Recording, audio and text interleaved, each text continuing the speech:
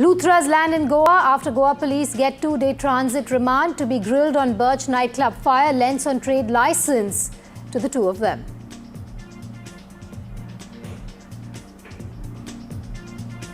Triple murder reported from Shamli in Uttar Pradesh, where a man allegedly killed his wife and two daughters over a dispute linked to wearing a burqa.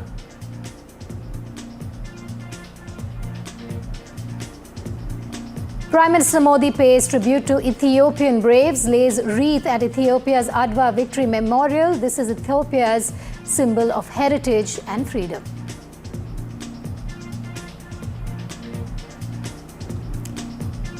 Indian entry homebound shortlisted for the Best International Feature Film Award at the 98th Academy Awards.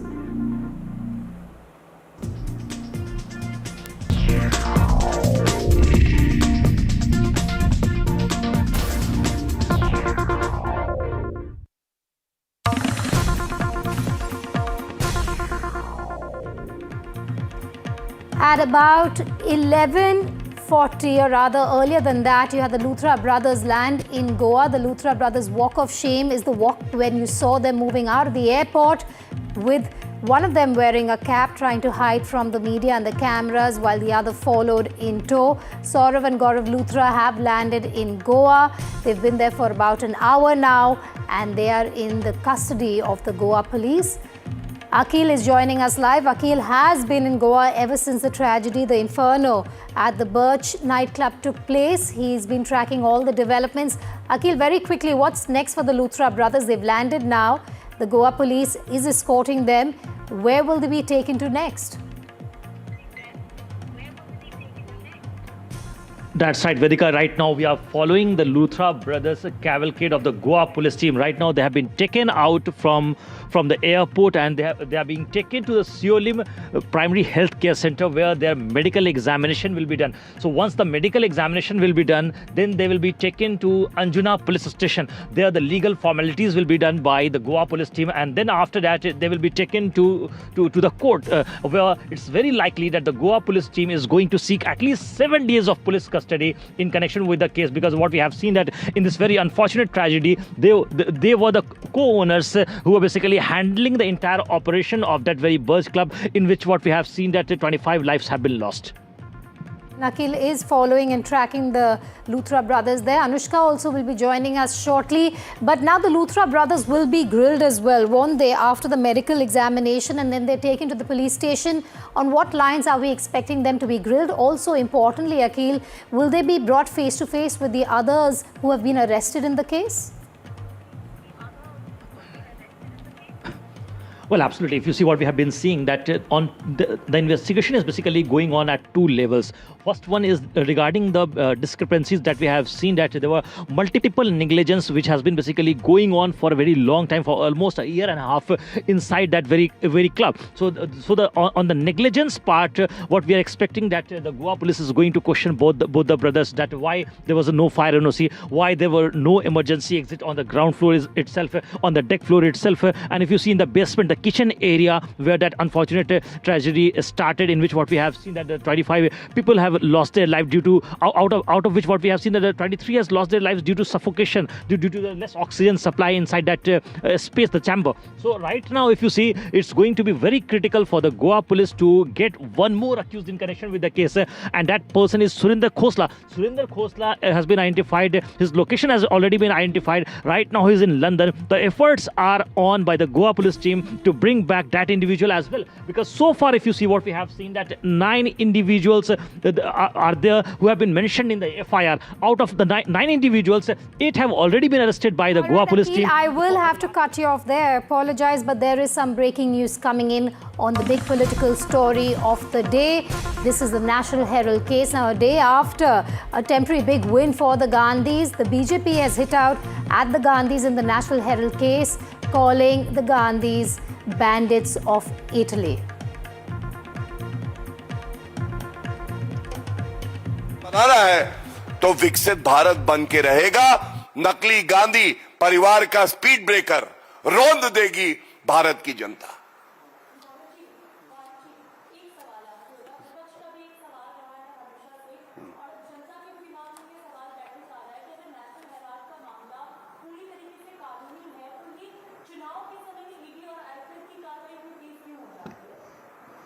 नहीं, फैसला कल आया है, कौन से चुनाव चल रहे हैं मुझे नहीं पता, लेकिन अगर कांग्रेस पार्टी ऐसा कह रही है, क्योंकि आप तो विद्वान पत्रकार हैं, तो उनसे जरूर पूछिएगा क्या न्यायालय चुनाव देखकर फैसला देते हैं? क्या कोई भी न्यायालय वो चुनाव की तिथि देखकर फैसला देता है? मुझे नहीं लगता ऐसा है। ये हमारी न्यायपालिका पे फिर से प्रश्न चिन्ह लगाने जैसा है और इसकी हम निंदा करते हैं। Thank you.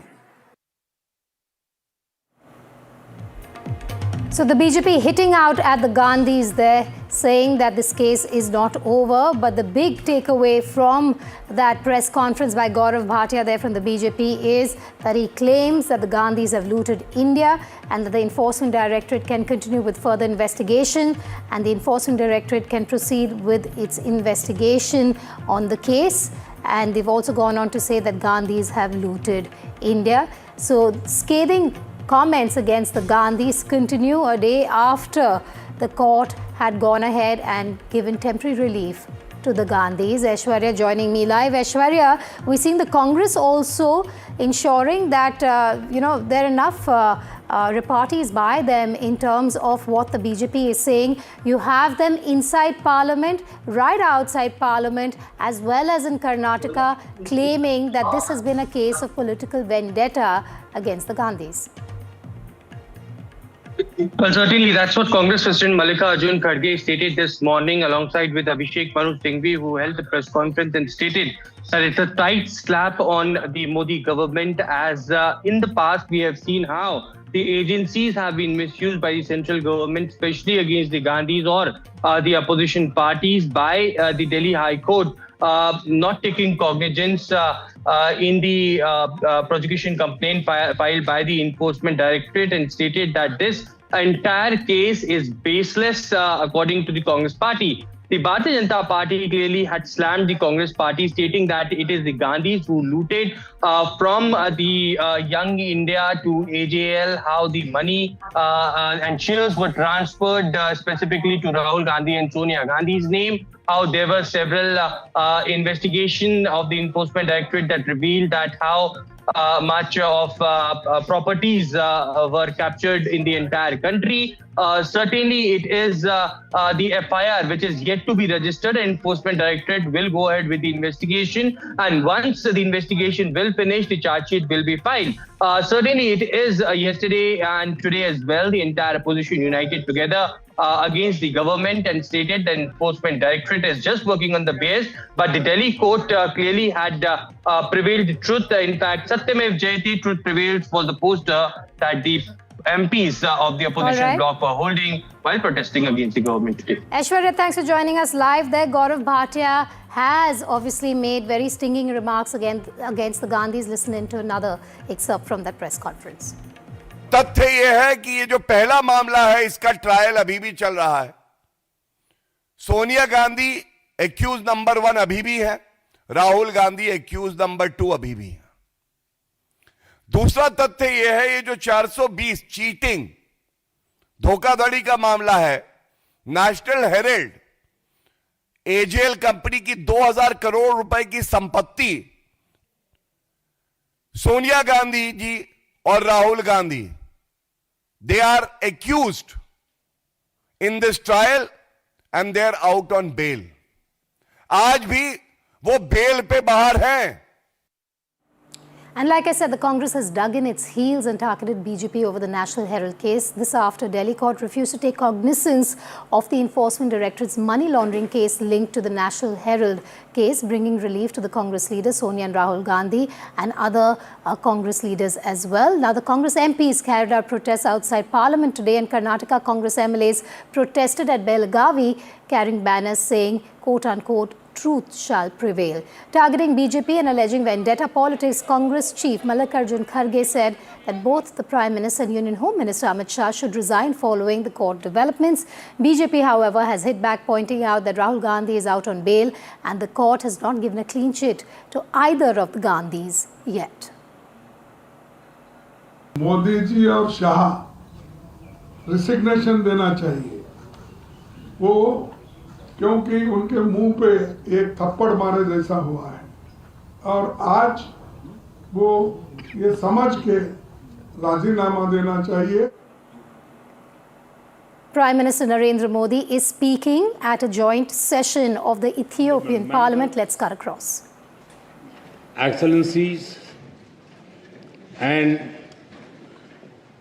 my dear sisters and brothers of Ethiopia,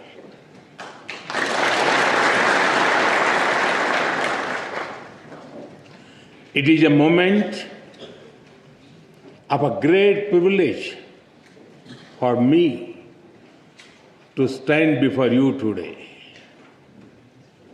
It is wonderful to be here in Ethiopia, the land of lions.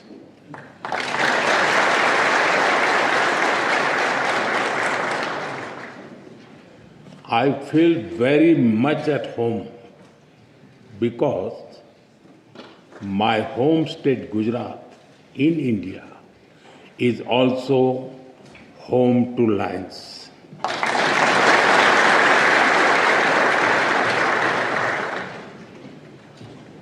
I'm honored to be here in this temple of democracy, in the heart of a nation with ancient wisdom and modern aspirations.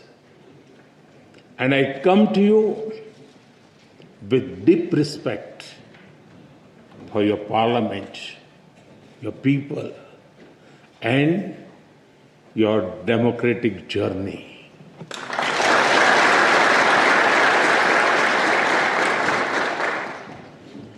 On behalf of the 1.4 billion people of India, I bring greetings of friendship, goodwill, and brotherhood.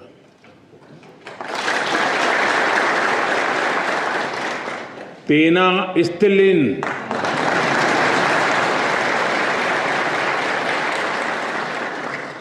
Salam.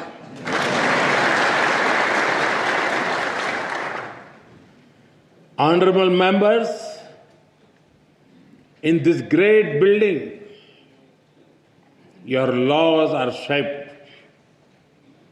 Here, the will of the people becomes the will of the state. And when the will of the state is in harmony with the will of the people, the wheel of progress moves forward with hope and purpose.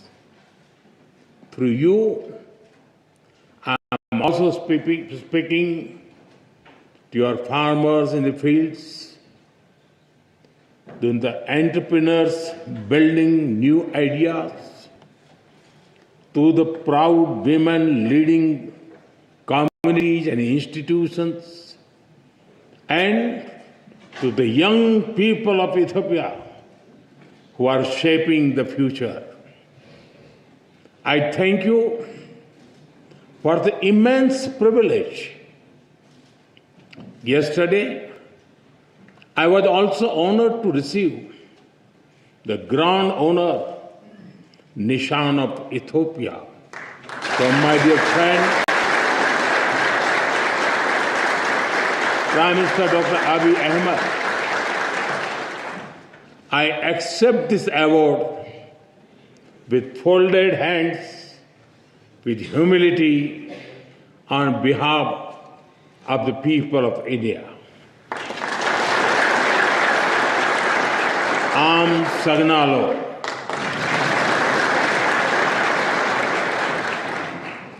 Honorable members, Ethiopia is one of the oldest civilizations in human history. Here, history is alive in the mountains, in the valleys, and in the hearts of the Ethiopian people. Today, Ethiopia stands tall because its roots are deep. To stand in Ethiopia is to stand where the past is honored, the present is full of purpose, and the future is welcomed with open hearts.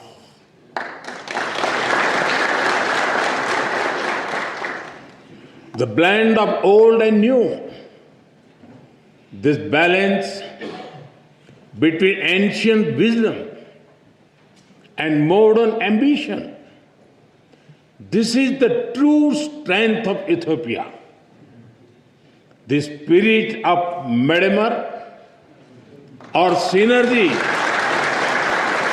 is very familiar to us in India.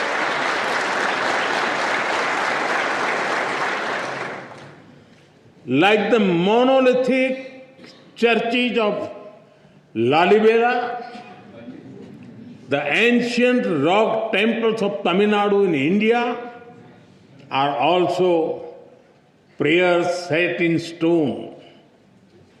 We too are an ancient civilization, walking confidently into the future.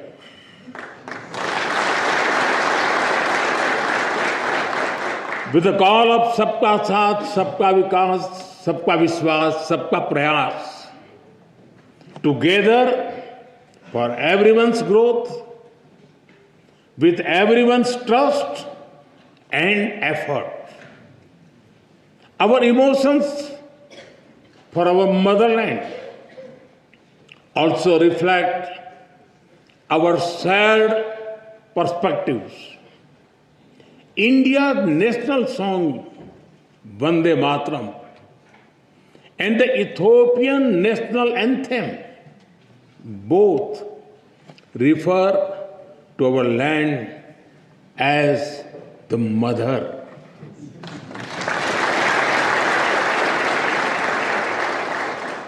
They inspire us to take pride in the heritage, culture, national beauty, and protect the motherland. Honorable members, science has traced some of the earliest footprints of our species in Ethiopia. When the world speaks of Lucy, of Dinkinesh,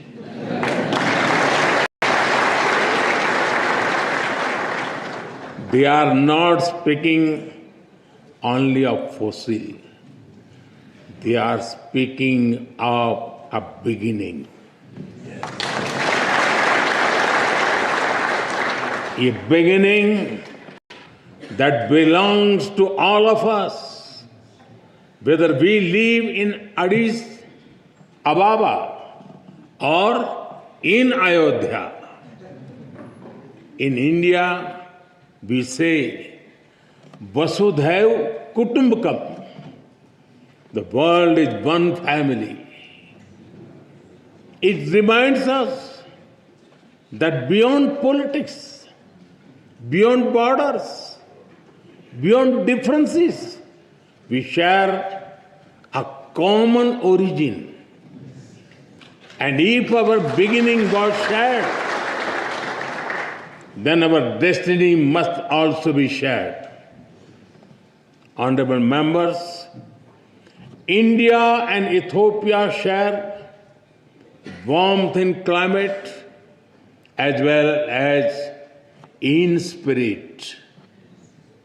Nearly 2,000 years ago, our ancestors built connections across great waters. Across the Indian Ocean, merchants sailed with spices, cotton, coffee, and gold. But they traded more than goods. They exchanged ideas, stories, and way of life. Ports like Adulis and Dholera were not just trade centers. They were bridges between civilizations. In modern times, our relationship entered a new era. Indian soldiers fought alongside Ethiopians for the liberation of Ethiopia in 1941.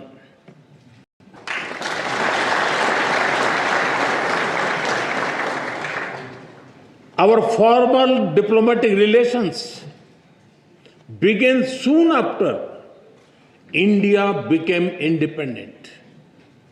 But even before embassies were set up, our people had already started writing a new chapter together. Thousands of Indian teachers came to Ethiopia. They taught children in Addis Ababa, in Dire Dawa, from Bahirdar to Mekele.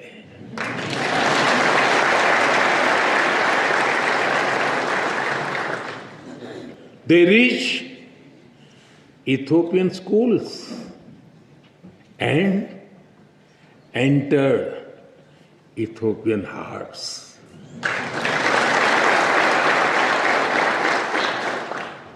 Even today, many Ethiopian parents speak warmly about Indian teachers who shaped the future of their children.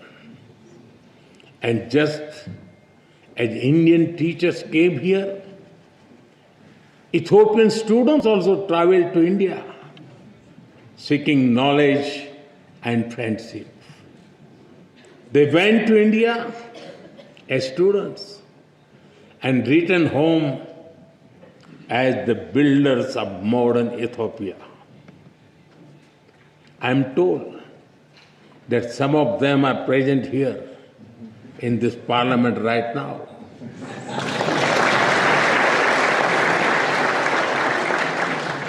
Including the Honorable Speaker Tagese Chapo.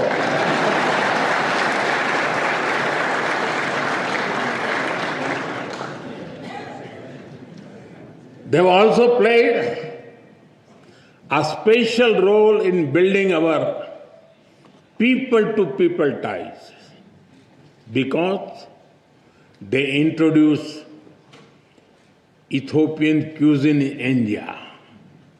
In India, we also enjoy eating Sri Anna, millets like ragi and bajra. So, the flavor of Ethiopian taf is very comforting for us. And since we enjoy eating the Indian thali, the European bayanetu also feels very familiar to us.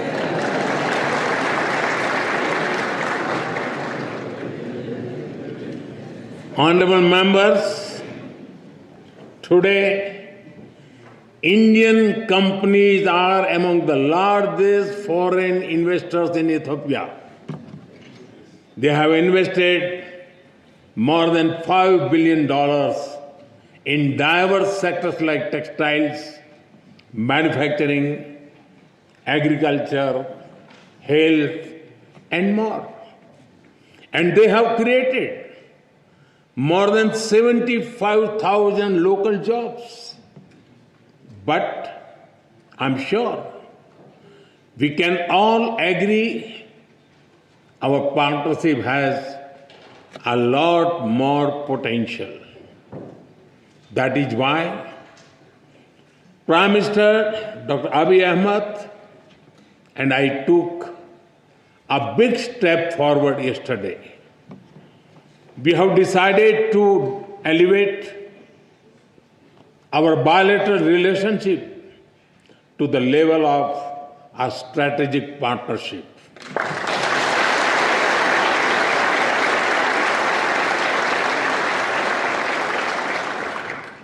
This will unleash the potential of our economics through cooperation in technology, innovation, mining, sustainability, and clean energy. It will also secure the future of our peoples through cooperation in food security, health security, and capacity building. In addition, we will also enhance our trade and investment cooperation as well as on defense and security matters. Honorable members, as developing countries, we have a lot to learn from and offer to each other. Agriculture forms the backbone of our two nations. It feeds our people. It sustains our farmers. It connects tradition with innovation. We can work together to develop better seeds, irrigation systems, and soil health technologies. As climate change affects rainfall and crop cycles, we can share knowledge in climate resilient farming, from dairy farming to farm mechanization, from millet research to food processing. Together, we can help our farmers prosper. Honorable members, in India, we have built a robust digital public infrastructure. It has transformed the way we deliver services and how people access them. Today, every citizen in India can use technology for payments, for identity, and for government services. More than half of the world's real-time digital payments now happen in India.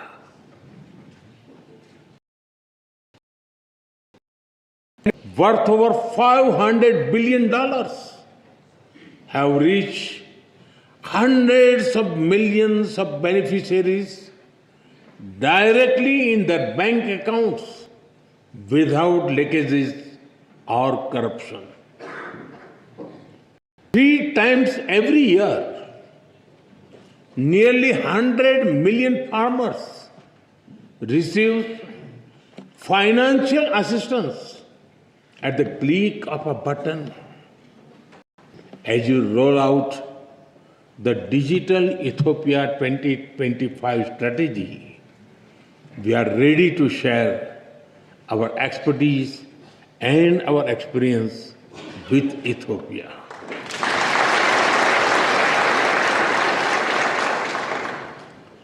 And we are honored that you have picked India as a trusted partner to develop the data center for your foreign ministry.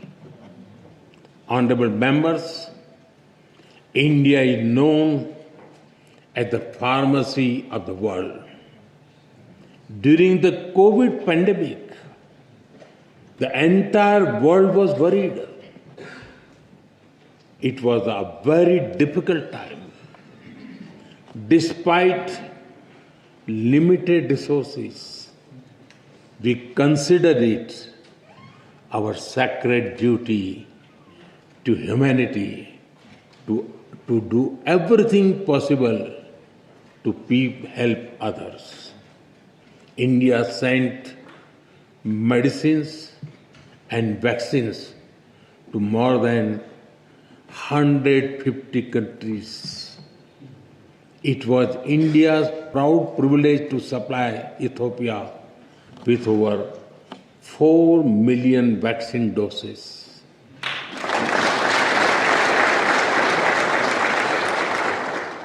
And our good fortune to do so in partnership with the WHO, led by Dr. Tedros, a proud son of Ethiopia, known in India as Tulsi Bhai.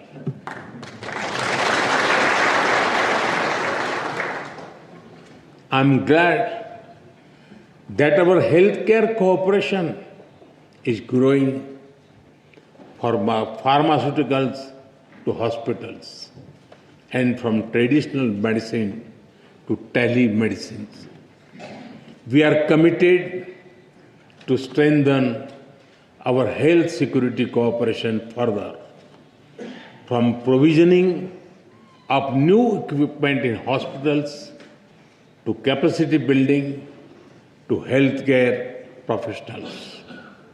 Honorable members, Ethiopia sits at a crossroads of Africa. India stands at the heart of the Indian Ocean. We are natural partners in regional peace, security, and connectivity. Our commitment to mutual security becomes stronger with the signing of the Defense Cooperation Agreement earlier this year.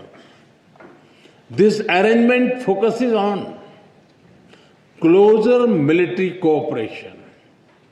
It includes collaboration in cybersecurity, in defense industries, in joint research, and in capacity building. I take this opportunity to thank Ethiopia for your solidarity after the terrorist attack in India in Pahalgam in April. I also thank you for receiving our all-party parliamentary delegation so warmly and for affirming the commitment of zero tolerance towards terrorism. Honorable members, as vibrant and diverse democracies, we both understand that democracy is a way of life and it is a journey. It is shaped sometimes by debate, sometimes by disagreement, but always by belief in the rule of law and the will of the people.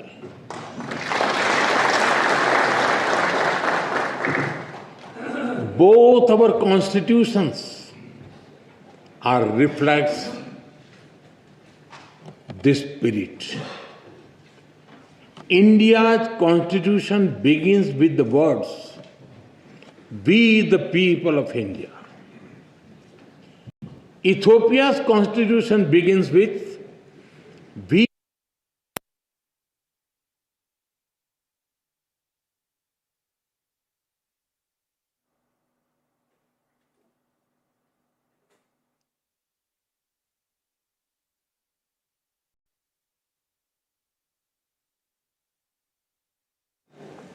I had the honor to lay a wreath at the Adwa Victory Monument. This monument is a timeless reminder of how Ethiopia's victory inspired the entire colonized world in its quest for dignity and freedom.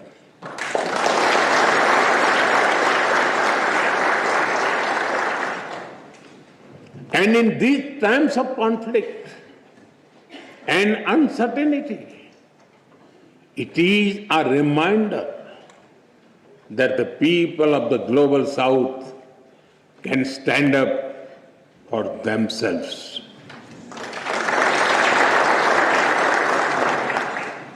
Honorable members, Mahatma Gandhi gave us the concept of trusteeship. We do not own this beautiful planet and its resources. Instead, we are trustees who must take care of them and pass them to our children. The spirit of trusteeship that guides India's Ek Ped Maa Ke Naam, a tree for mother. A tree for mother initiative is also reflected in Ethiopia's Green Legacy Initiative.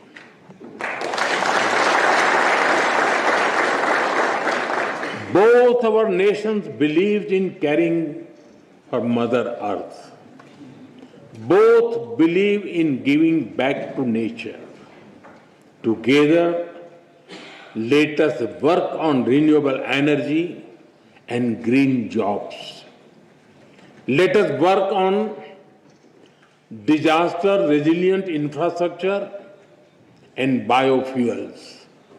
And let us raise a strong voice for climate justice. India will be happy to support Ethiopia's effort to give a powerful voice to the Global South at COP32 in 2027. Honorable members, I am told that there is a saying in Ethiopia, when spider webs unite, they can tie up a lion.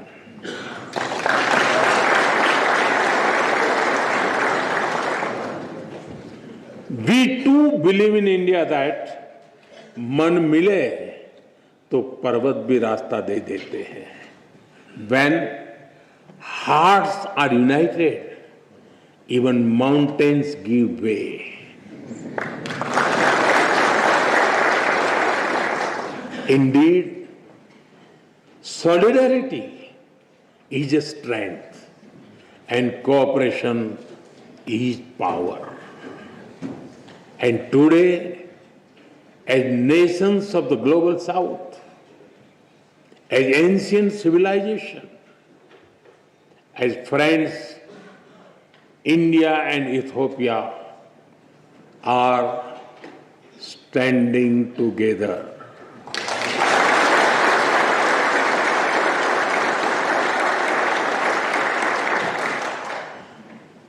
We stand together as member of one family, and we work for a world that is more just, more equal, and more peaceful. It was here in Addis Ababa that the dreams of African unity found a home. I am told that many streets of this wonderful city are even named after African countries. On the other side of the Indian Ocean, it was in New Delhi that India was honored to welcome the African Union as a permanent member of the G20.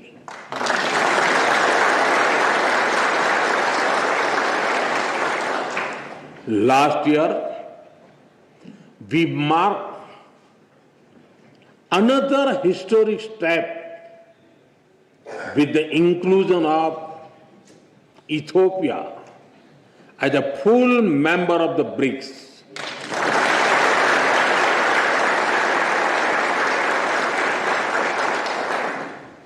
In fact, over the 11 years of my government, the connection between India and Africa has grown many-fold.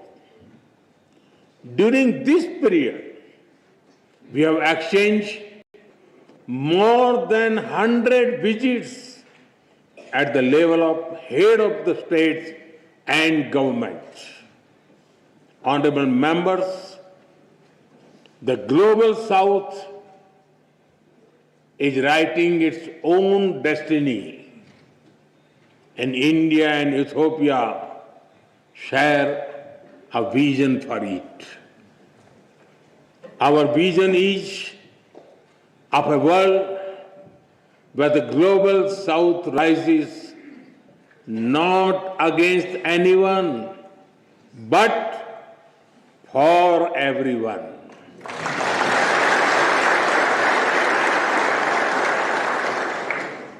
A world where development is fair, where technology is accessible, and where sovereignty is respected. A world where prosperity is shared and peace is defended. And a world where decision-making reflects today's reality, not the world of 1945. Because the world cannot move forward if its system remains locked in the past. That is why India has emphasized a global development compact. It will prioritize technology sharing, affordable finance, capacity building, and trade of sustainable growth. That is why at the G20 summit in November, I called for an Africa Skill Multiplier Initiative to train 1 million trainers. It will build local capacities and help your efforts towards inclusive and sustainable development. Honorable members, my personal association with tea is well known, but it is impossible to come to Ethiopia and not mention coffee.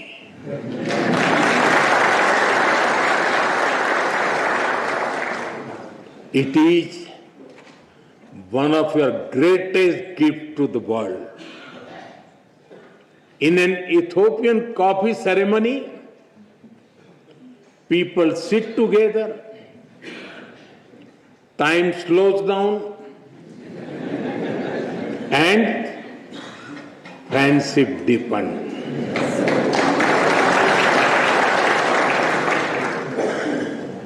In India too, a cup of tea is an invitation to talk, to share, to connect. And just like Ethiopian coffee and Indian tea, our friendship is brewing strongest.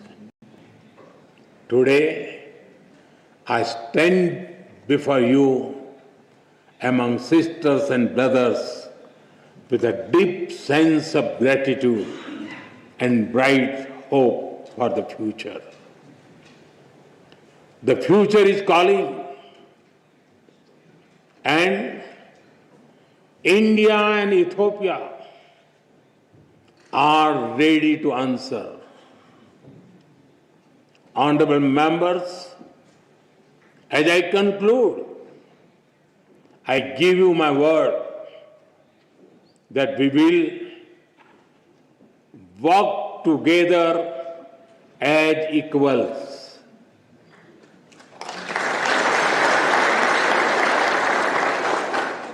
We will build together as partners.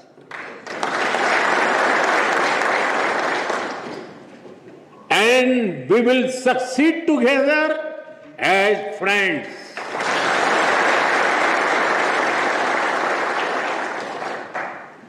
Thank you for the honor of addressing this parliament. Thank you for your friendship. Thank you for your trust. Tabbaraku.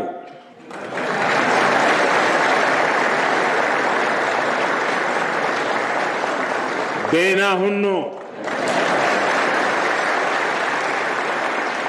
Am Sagnalo. Thank you.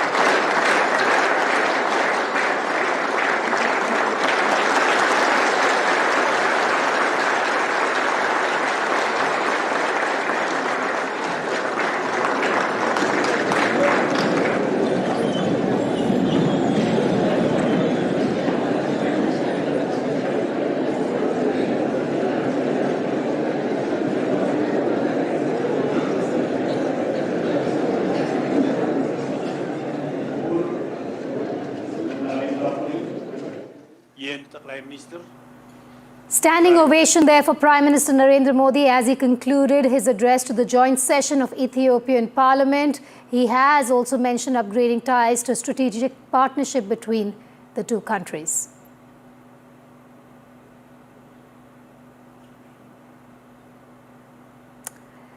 On that note, we're stepping to short break. News and updates in moments from now. Stay tuned.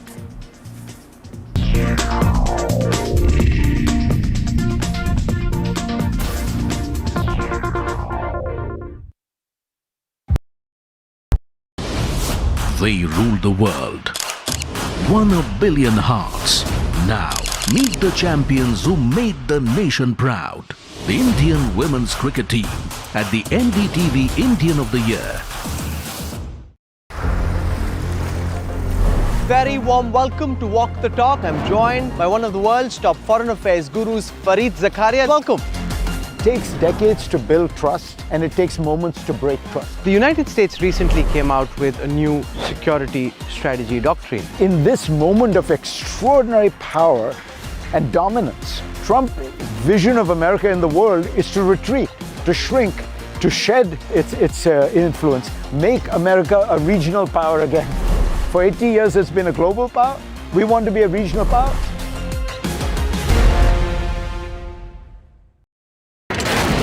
Front lines of Kargil, the fury of Operation Sindhu, so many attacks, the chaos and cries of disaster zones, to fighter jet cockpits, and the world's most defining interviews. It's incredible. He has seen history break, live, unfiltered.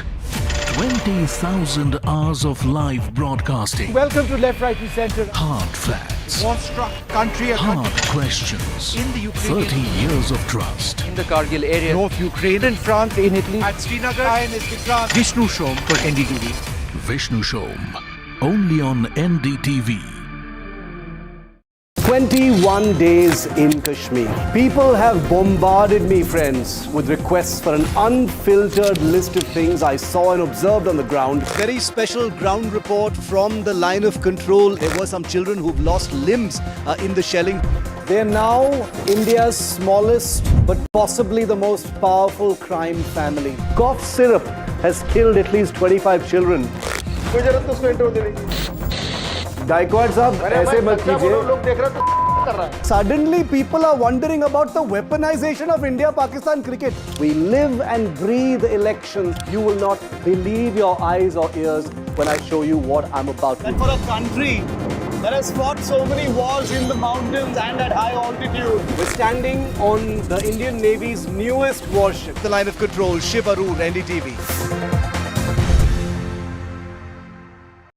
What does Sufism mean to you? Sufism is about love. Higher ideals are more fascinating than normal love song or anything. Talk about Khwaja Mere Khwaja, Kun Faya Kun. It's all about higher ideals. I'm bringing the same spirit to Delhi. So book your tickets from District app. See you, Delhi.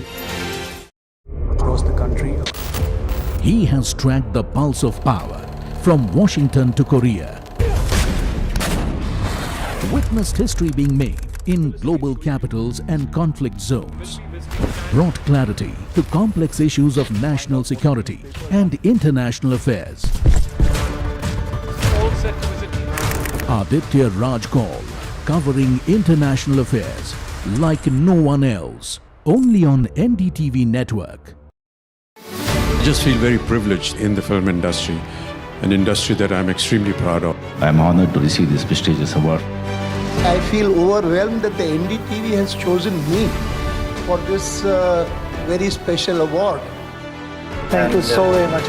This means a lot to me. It's a great honor and a great privilege. Really blessed to get this, and I'm really happy. This is one of the few moments I'm going to be humble, so please record this properly, guys. आज का दिन सबसे पहले जो foot soldiers जो presiding officers जो team है उनको सेलिब्रेट करने का है. And the NDTV Indian of the Year Award 2025 goes to NDTV Indian of the Year 2025, 19 December, New Delhi. Ideas, inspiration, impact.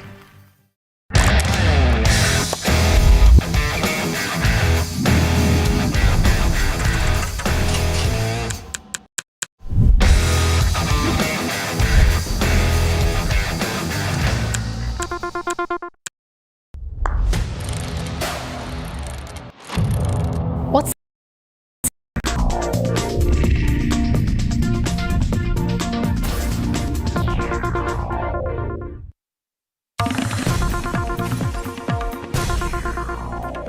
coming in? The Bangladesh High Commissioner to India has been summoned over concerns of safety of the Indian High Commissioner in Dhaka. He's been summoned by the Ministry of External Affairs as it has received threats. The Indian High Commissioner in Dhaka. Also, in view of the ongoing security situation, the Indian Visa Application Centre in Dhaka will close at 2 p.m. today. Aditya Raj Kaul joining me live. Two big developments there, Aditya. Well, yes, certainly, Vedika. We are breaking this first here on NDTV that Bangladesh High Commissioner Riaz Hamidullah was summoned just minutes ago to Ministry of External Affairs.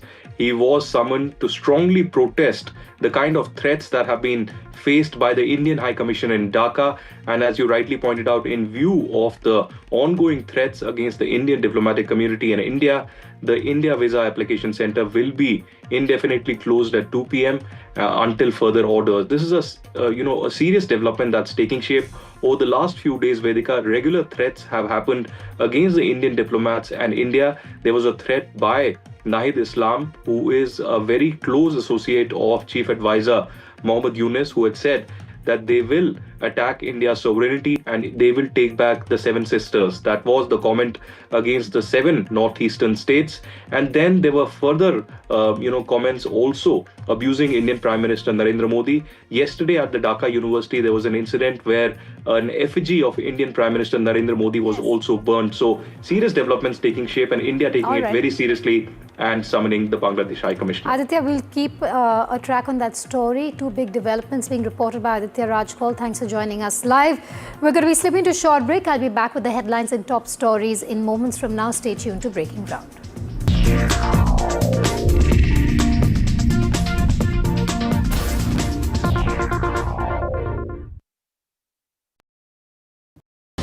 She stepped into the unknown and delivered a performance India is talking about. Meet the audacious Janhvi Kapoor at NDTV Indian of the Year 2025.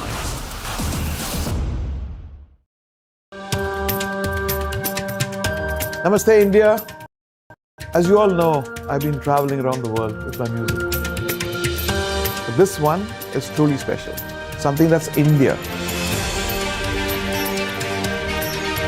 You all must have seen the magic that was created in Kun Faya Kun. Now it's your chance to experience it with me. So book your tickets from District app and together let's create harmony of hearts. See you, Delhi.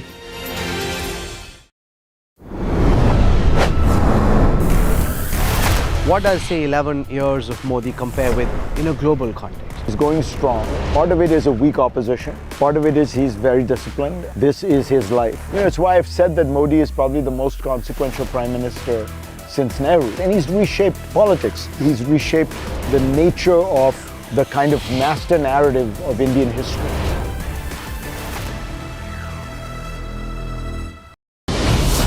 You applauded the performance. Now meet the actor who defined it. Vicky Kaushal at the NDTV Indian of the Year 2025.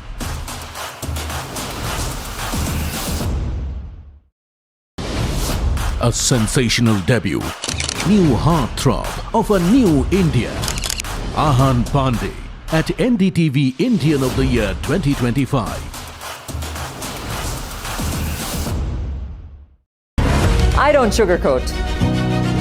I shoot straight and tell you stories the way they need to be told. Unfiltered, unafraid, unmissable. That's how I roll. Watch me, Priyanka Deo, on NDTV World. Namaste. A transformation you witnessed. Now, meet the force behind it. Jai Shah at the NDTV Indian of the Year 2025. Other opposition parties. They argue, I conclude. They deflect, I drill down.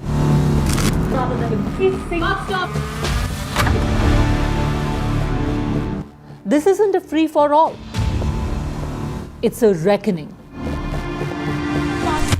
No filler, no fog. Only the facts and where they lead. Every night at 9, the case closes because the buck stops here.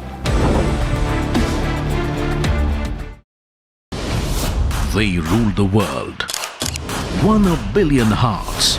Now, meet the champions who made the nation proud. The Indian women's cricket team at the NDTV Indian of the Year. The front lines of Kargil. The fury of Operation Sindhu.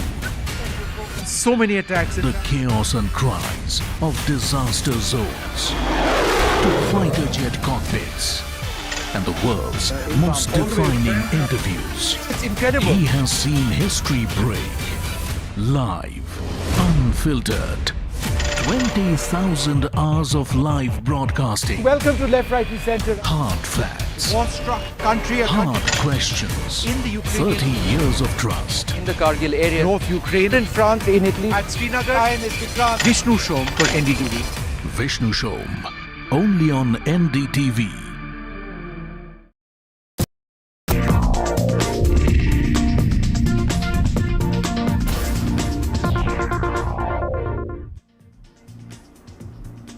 Welcome back. You're watching Breaking Ground. I want to start with a story about when humanity failed Bengaluru, a story about a heart attack, a crash, and a pleading wife. A wife who rides through the night with a husband who earlier at home had complained of severe chest pain.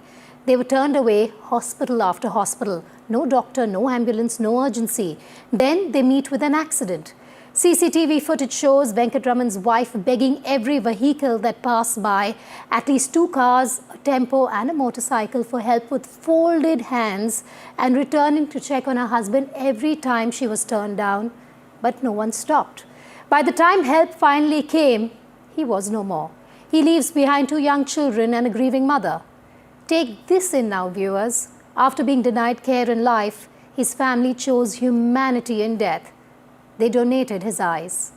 This is not just a tragedy, this is India's urban reality. We'll bring you more on this story in moments from now. A quick check on the headlines at this hour. Massive showdown over G Ram G bill in Parliament. Panam says centre wants to remove Mahatma Gandhi's name. BJP calls it new bill for Ram Rajya. Congress leader Prithviraj Chavan refuses to apologize for his remark on Operation Sindoor. Had claimed India was defeated on day one of the operation. Congress distances itself from his remark. BJP lashes out. Uddhav and Raj Thackeray may unite before BMC poll. Sources say alliance to be announced in a mega Mumbai rally.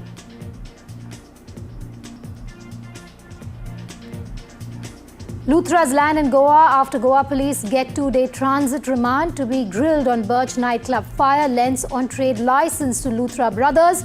But there's more drama coming up. We'll tell you more in a moment from now. Triple murder reported from Shamli in Uttar Pradesh, where a man allegedly killed his wife and 2 daughters over a dispute linked to wearing a burqa. Prime Minister Modi's big address in Ethiopian Parliament sends out Vasudev Kutumbakam message, receives standing ovation from parliamentarians. Shilpa Shetty's pub raided in Bengaluru. Income tax raid at Bastion pub. Sources say raid due to non-payment of income tax.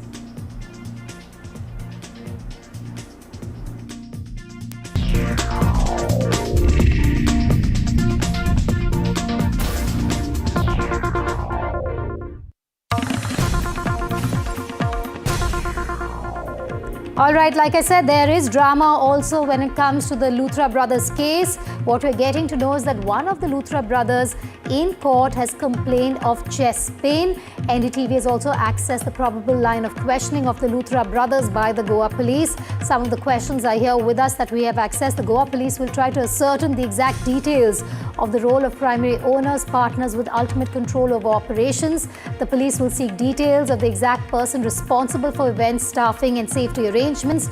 Also details about event organization and that particular fire show after which that deadly inferno killed 25 people. Question number 4 will be who authorized or organized that fire show? Why were adequate precautions not taken for the fire show?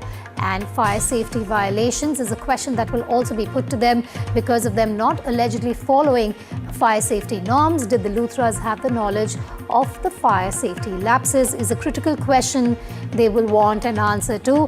Anushka is joining me live from Goa. She took that flight from New Delhi to Goa with the Luthra brothers on board. Anushka, I want to first talk about that drama that unfolded in court with one of the Luthra brothers claiming that he is suffering from chest pain.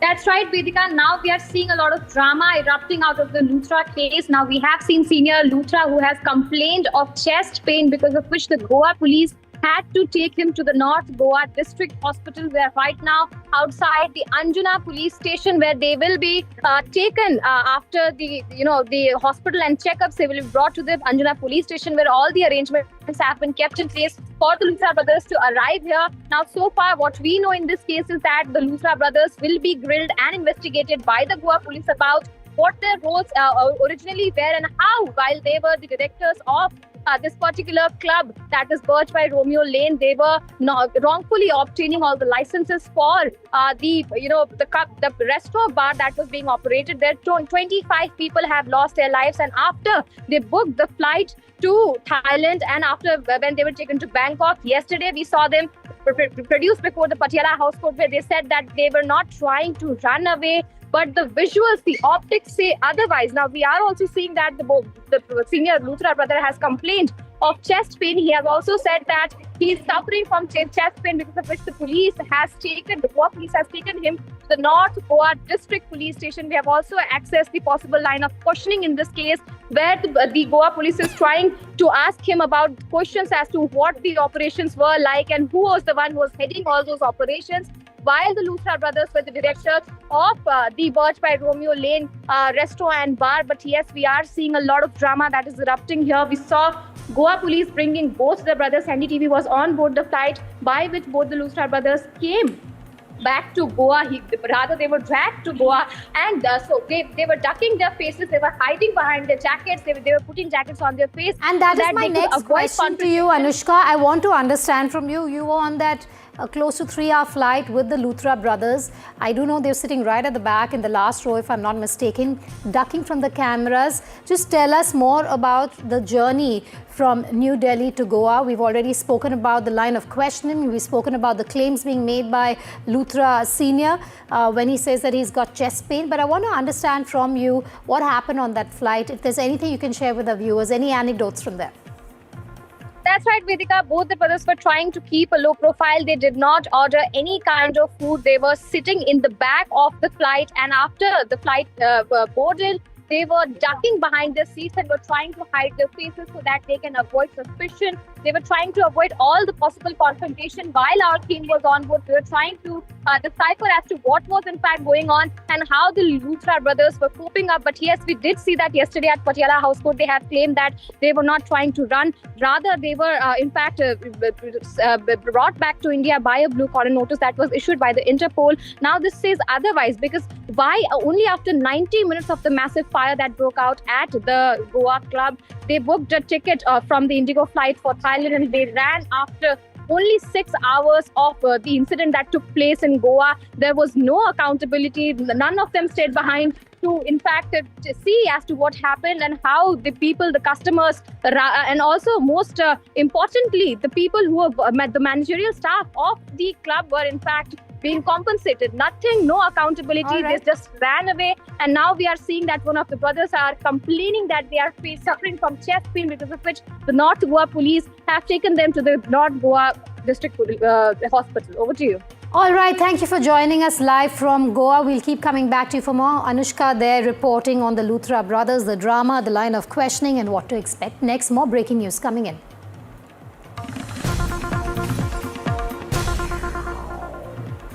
Big news coming in. Income tax raids on a pub owned by Shilpa Shetty in Bengaluru. The raids are underway at the Bastion pub. She also has a restaurant called Bastion, I believe 2 of them in Mumbai, but this is the one in Bengaluru that we're talking about. Now the income tax raid at the Bastion pub owned by Shilpa Shetty is underway. The income tax department is conducting that raid, and this is owned by Shilpa Shetty, located on St. Mark's Road in Bengaluru. Bastion is known as one of the most posh pubs in the city. According to sources, the raid is because of the allegations of non-payment of income tax. Income tax officials began inspection early this morning and are continuing their verification process.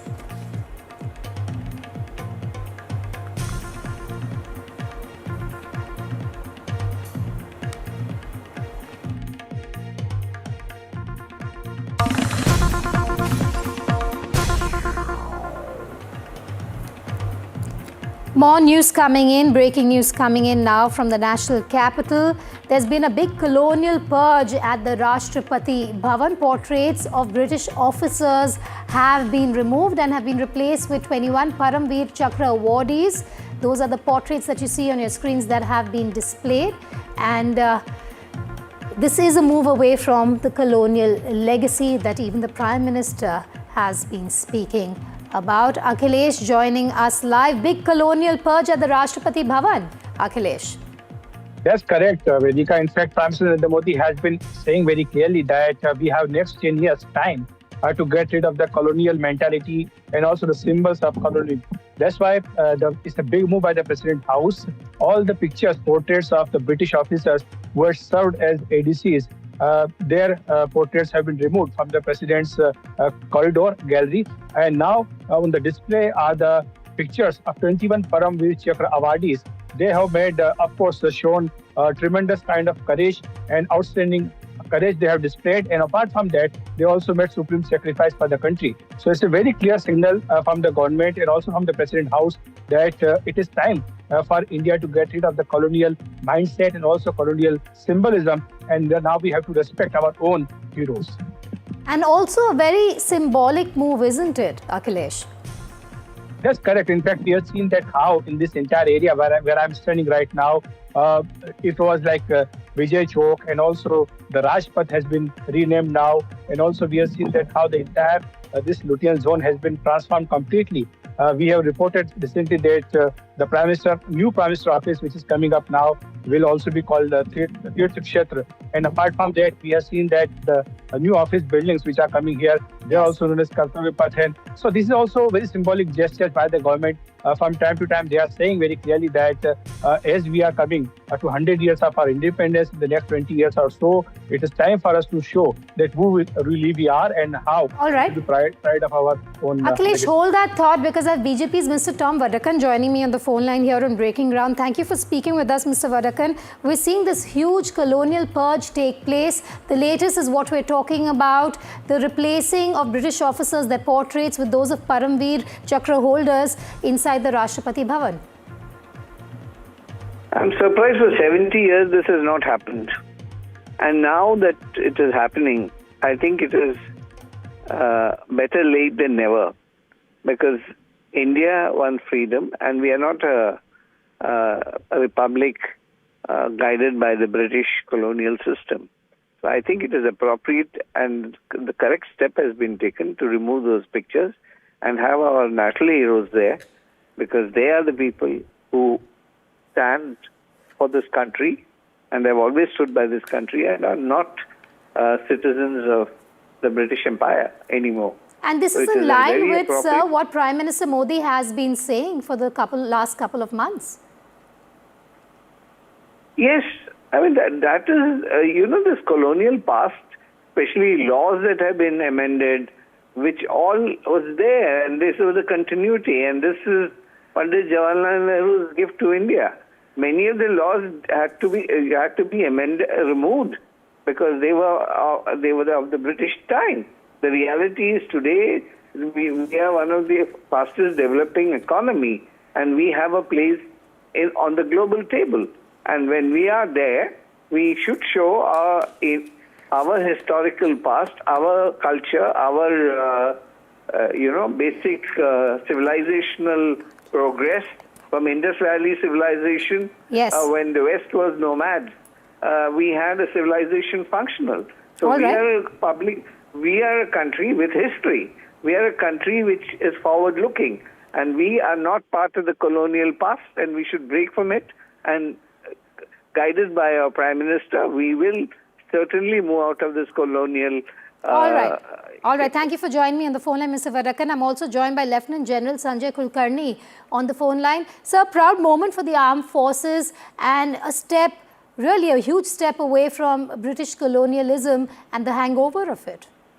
Definitely, no doubt about that, because it's time. We are an old civilization and we must be proud of our heritage. There is no denying the fact, and we must also be proud of what's going on at the moment. You see the National War Memorial, inaugurated in 2019, that has the Suraksha Chakra, the 21 PVC's bronze statues over there for people to know who are the ones who actually stand out in India and have sacrificed their lives. Some amongst them are living. And therefore, it could be better that the old colonial, past is being taken off, and you have now the PVC, the Paramveer Chakras, people, winners of the Paramveer Chakra, the heritage.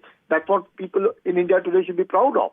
And I think it's an excellent move. It could have been better, and I would always say better late than never.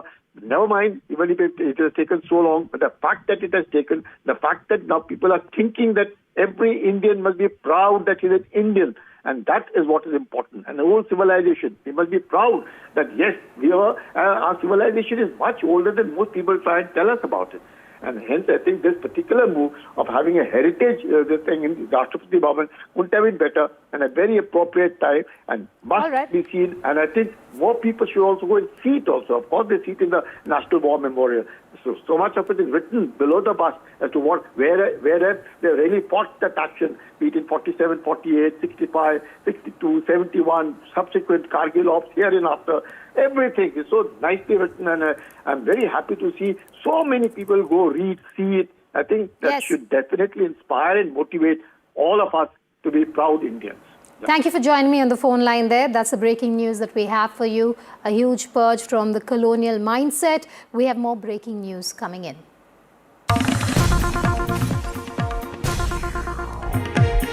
Leader of opposition and senior Congress leader Rahul Gandhi has hit out at the Indian economy in Germany. Remember, he is traveling to Germany. Currently, he's going to be there for the next 4 to 5 days. Rahul visited a BMW facility in Munich, and Rahul Gandhi has come out and said that manufacturing is declining in India. He goes on to say that we need to create high-quality jobs at scale, and proud to see Indian TVS motorcycle on display. But let's just show you what he said while he was at that facility.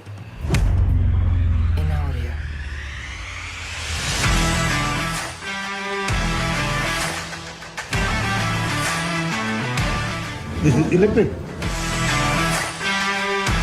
हम India से है पर Dubai रहते हैं तो इधर घूमने आए हैं और इन्होंने आपको देखा ही सॉ भी मैंने Rahul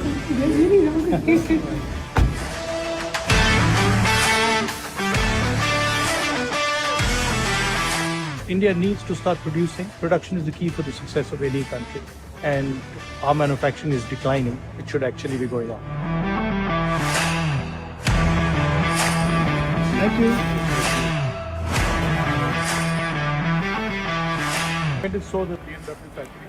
Jainendra joining me on the phone line. Jainendra, you have Rahul Gandhi once again hitting out at the centre, this time through talk on the economy, saying that in terms of the economy, manufacturing is declining in India. Very soon we should expect the BJP once again to come out and say that while Rahul Gandhi is overseas, he's once again started hitting out at the government and saying things against India. बिल्कुल, देखिए Rahul Gandhi manufacturing को लेकर के काफी समय से बात करते रहे हैं, लेकिन जब वो फॉरेन सॉइल पे ये बात करते हैं तो उसका एक अलग मतलब होता है, जबकि विदेश में भारत की जो इकोनॉमी है और जो विकास दर है, जीडीपी जिस तरीके से बढ़ रही है, इन चीजों की बात होती है। भारत को एक तेजी से बढ़ते हुए इकोनॉमी की तरह देखा जाता है, लेकिन जब आप विदेश से ये चीज कहते हैं तो निश्चित तौर पर इसको लेकर बीजेपी सवाल खड़े करेगी। लेकिन जहां तक मैन्युफैक्चरिंग की बात है तो ये राहुल गांधी का बहुत पहले से ये पॉइंट रहा है कि मैन्युफैक्चरिंग सेक्टर पे काम करना होगा अगर हमें इकोनॉमी को भी बढ़ाना है और साथ में रोजगार में एम्प्लॉयमेंट जनरेट करना है, तो उसके लिए मैन्युफैक्चरिंग जो है उस पे ज्यादा फोकस करना होगा। और अब जबकि राहुल जर्मनी के दौरे पर है, वो BMW के प्लांट में गए, वहां का उन्होंने वीडियो डाला है और साथ में उस वीडियो के साथ में जो उन्होंने सोशल मीडिया पोस्ट किया है उसमें ये कहा है कि भारत में मैन्युफैक्चरिंग डिक्लाइन कर रही है और इस पर काम करने की जरूरत है। जाहिर सी बात है कि इस पर जो रूलिंग पार्टी है बीजेपी है वो जरूर इसको लेकर के इशू बनाने की कोशिश करेगी।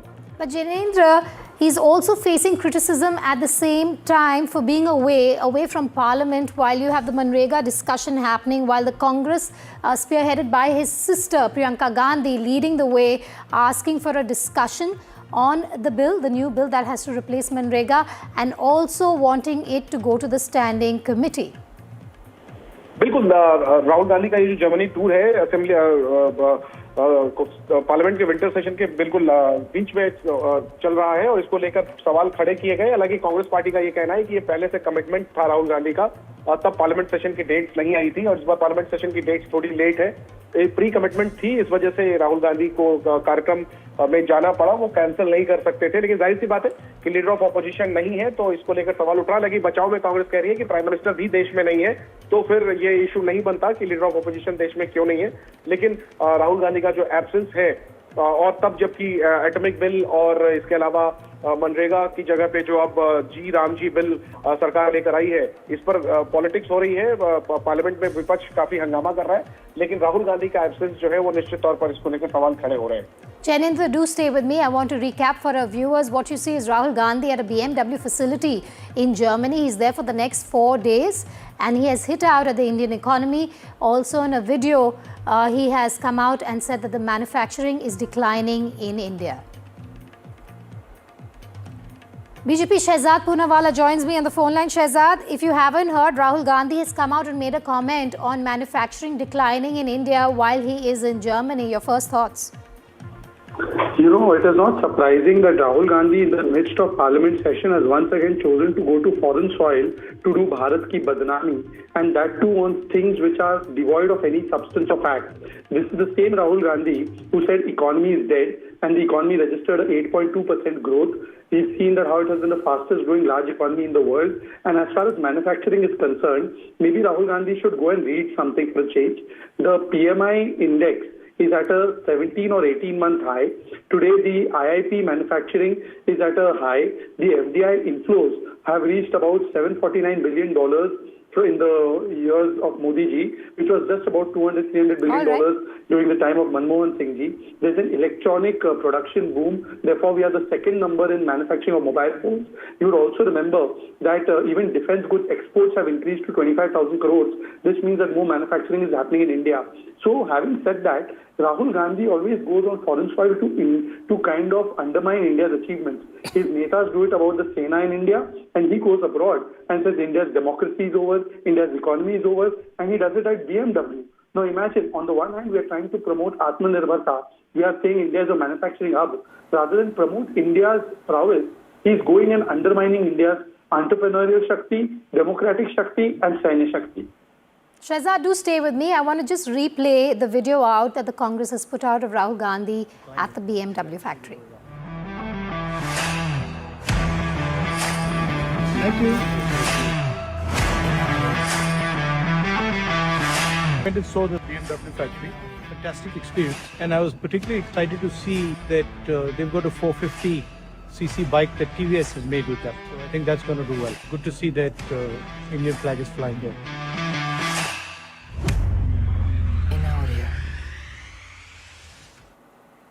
Mr. Rashid Alvi also joining me on the phone line. Mr. Alvi, you have Rahul Gandhi going to Germany and making a comment on the manufacturing here in India, a criticism that many in the BJP are calling it. But our Prime Minister is also roaming around in the world. He is not in India while Parliament is going on.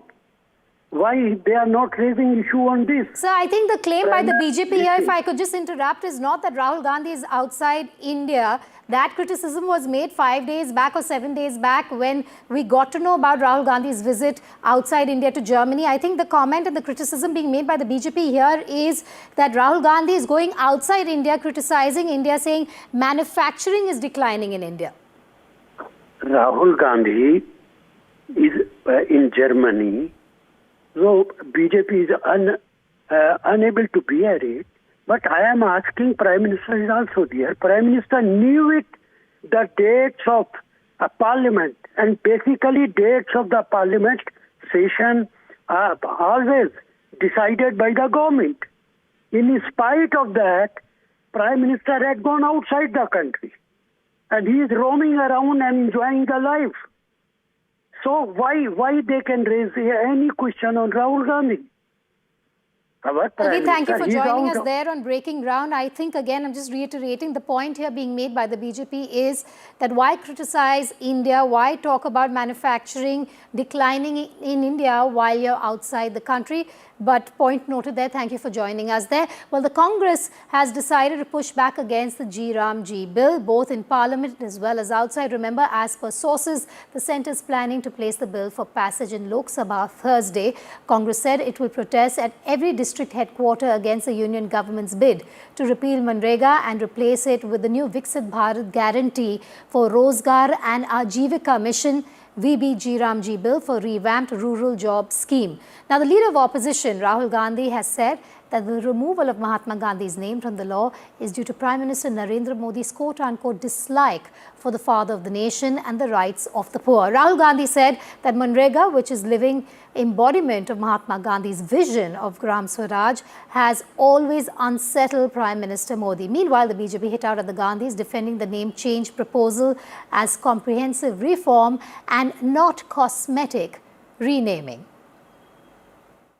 Well, after the Delhi court refused to take cognizance in the prosecution complaint filed by the Enforcement Directorate in the National Herald case in the Parliament today, the entire Congress MPs have gathered outside the Makar Dwar of the new Parliament building, and the Congress party is protesting over here, and the poster suggests Satyamev Jayate, truth prevails. It is Malika Arjun Khadge this morning held a press conference and stated that this is a big slap on the Modi government, as the Modi government tried to use the enforcement directorate and agencies against the opposition MPs, and he demanded the resignation of Prime Minister Narendra Modi and Home Minister Amit Shah as well.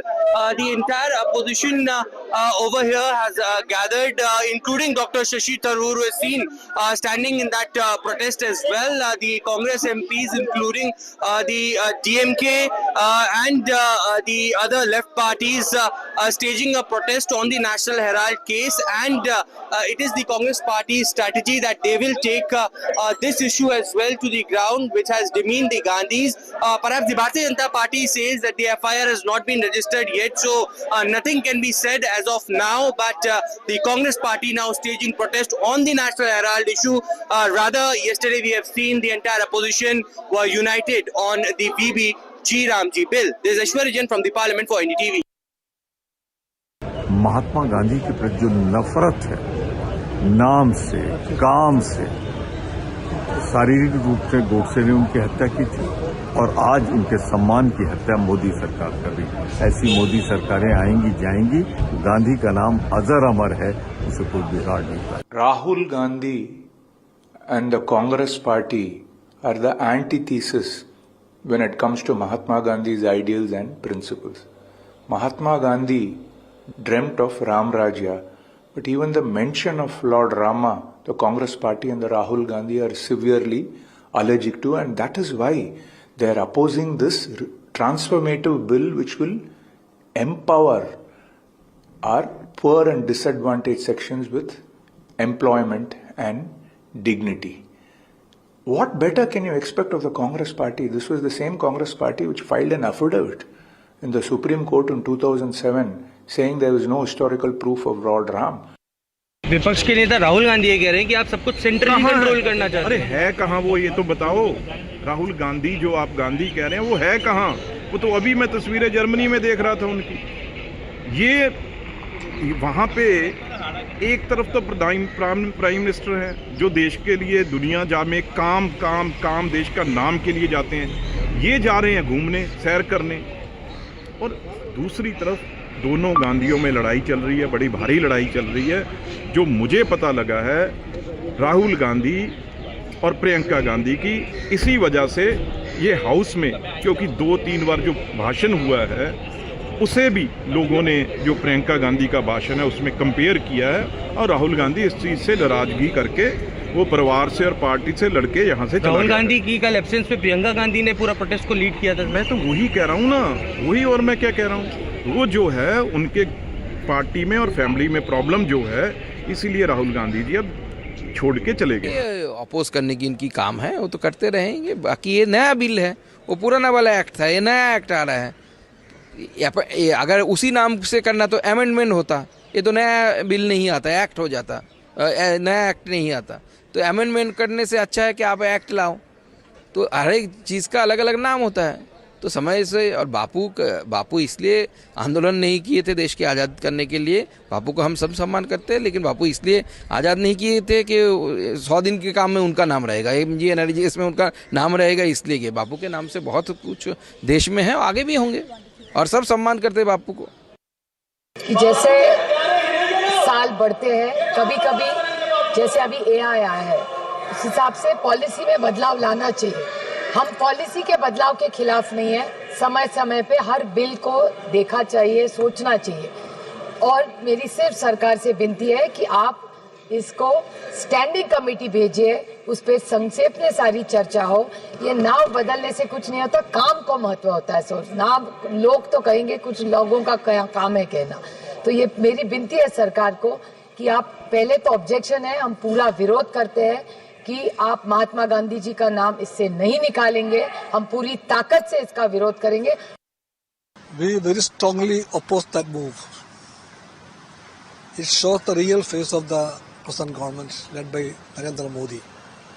I should say led by the BJP and the RSS.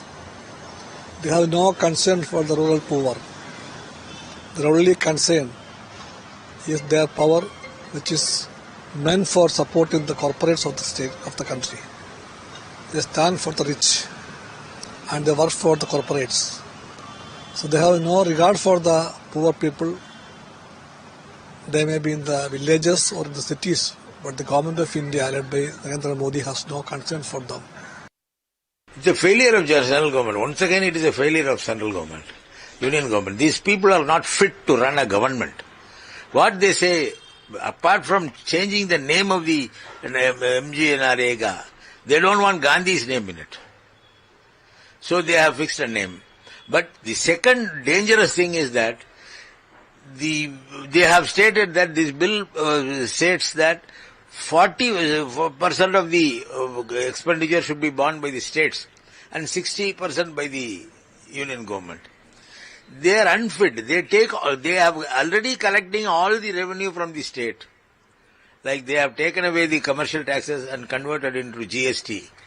They are taking away the taxes which was earlier collected by the states. And they are also borrowing from outside. And a political firestorm has erupted after former Maharashtra Chief Minister and Congress veteran leader Prithviraj Chavan has sparked a massive row. He claimed that the nation was completely defeated on day one of Operation Sindoor. He also claimed that the Air Force was completely grounded and not a single aircraft flew. In fact, a day after his comment, and that has stoked a row, Prithviraj Chavan is still adamant. He has refused to apologize, claiming he said nothing wrong. Congress has distanced itself from Chavan, saying that they supported Congress's fight against terror and against Pakistan. The backlash was swift. The BJP accused Congress of hating the armed forces. This is not the first time that the former Maharashtra Chief Minister has made these kind of comments. Earlier also, he has made controversial remarks on Operation Sindoor and the armed forces. उनके सूत्र क्या है वो तो बेहतर चौहान साहब बतला सकते, लेकिन इतना मैं जरूर कहूंगा कि हमारे सेना के शौर्य पे, उनके पराक्रम पे, उनकी क्षमता पे हमें गर्व है। और ये मैं कह सकता हूं कि आतंकवाद के खिलाफ या पाकिस्तान के विरुद्ध किसी भी कदम का, सरकार के किसी भी कदम में कांग्रेस पार्टी समर्थन करती है। आपने देखा होगा कोई हमारी शर्त नहीं थी, और आज भी मैं कहना चाहूंगा कि आज भी हमें गर्व है। महात्मा गांधी के प्रति जो नफरत है, नाम से, काम से, शारीरिक रूप से गोडसे ने उनकी हत्या की थी, और आज उनके सम्मान की हत्या मोदी सरकार कर रही है। ऐसी मोदी सरकारें आएंगी जाएंगी, गांधी का नाम अजर अमर है, उसे कोई बिगाड़ नहीं पाए। कौन क्या कह रहा है ये उससे मुझे कुछ लेना देना नहीं। सेना के शौर्य पर किसी को गाली देने का अधिकार नहीं है।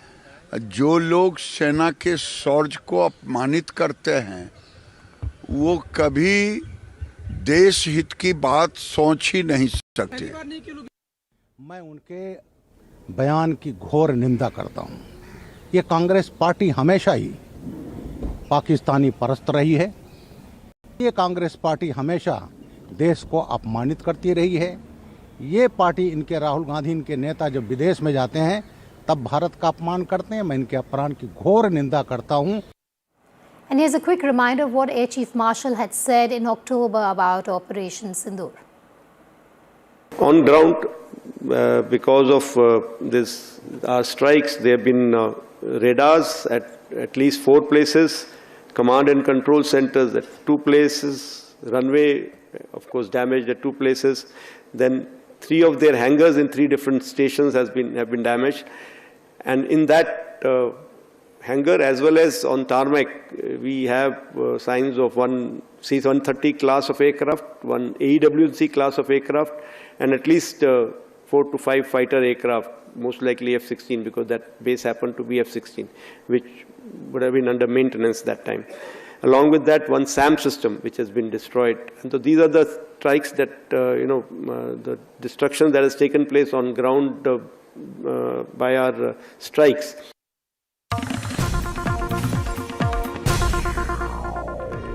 Amid the heavy criticism that the Delhi government is facing over the toxic pollution levels here in the national capital. You have Sirsa coming out, Delhi minister, with a statement to NDTV saying that if there is strong wind, the situation could improve. But of course, in the same conversation with our correspondent, Sirsa has gone on to blame Arvind Kejriwal for most of the issues that Delhi is facing for pollution currently. Listen in. No building material like Badrapur or sand will be allowed to enter Delhi because it's already grab force and no construction is going on.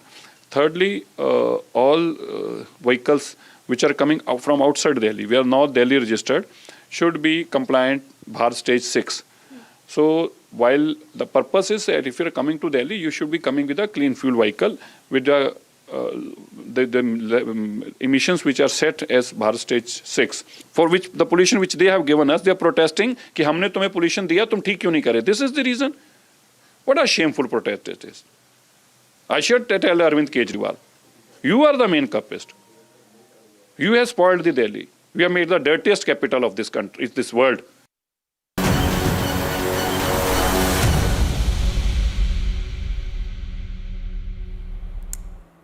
Let's bring you the latest from the national capital. At about 7:15 this morning, the AQI in Delhi touched 340. Most parts of Delhi NCR reported very poor to hazardous air quality. This as Delhi Environment Minister, and you just heard him, but yesterday offered a half-hearted apology for the national capital's deteriorating air quality, acknowledging public concern but largely deflecting responsibility onto the previous government, which is the Aam Aadmi government. Now, vehicle rules have been tightened. Only BS6 compliant vehicles will be allowed on the roads. Entry of BS3, BS4 vehicles registered outside Delhi will be restricted. In a major enforcement step, petrol pumps have been instructed to deny fuel to vehicles without a valid pollution certificate. The move aims to curb rising pollution levels in the country. Here's a report from New Delhi. The air quality levels in several parts of Delhi NCR region remains in very poor to severe category. Currently, I am standing just near the Rashtrapati Bhavan, and it is clearly seen that the entire city has been engulfed with the toxic haze affecting visibility and delaying flights and trains, vehicular movement as well. Of course, the city AQI, which measures PM 2.5, fine particulate matter that can clog lungs and other pollutants, which is more than 30 times the limit recommended by the WHO.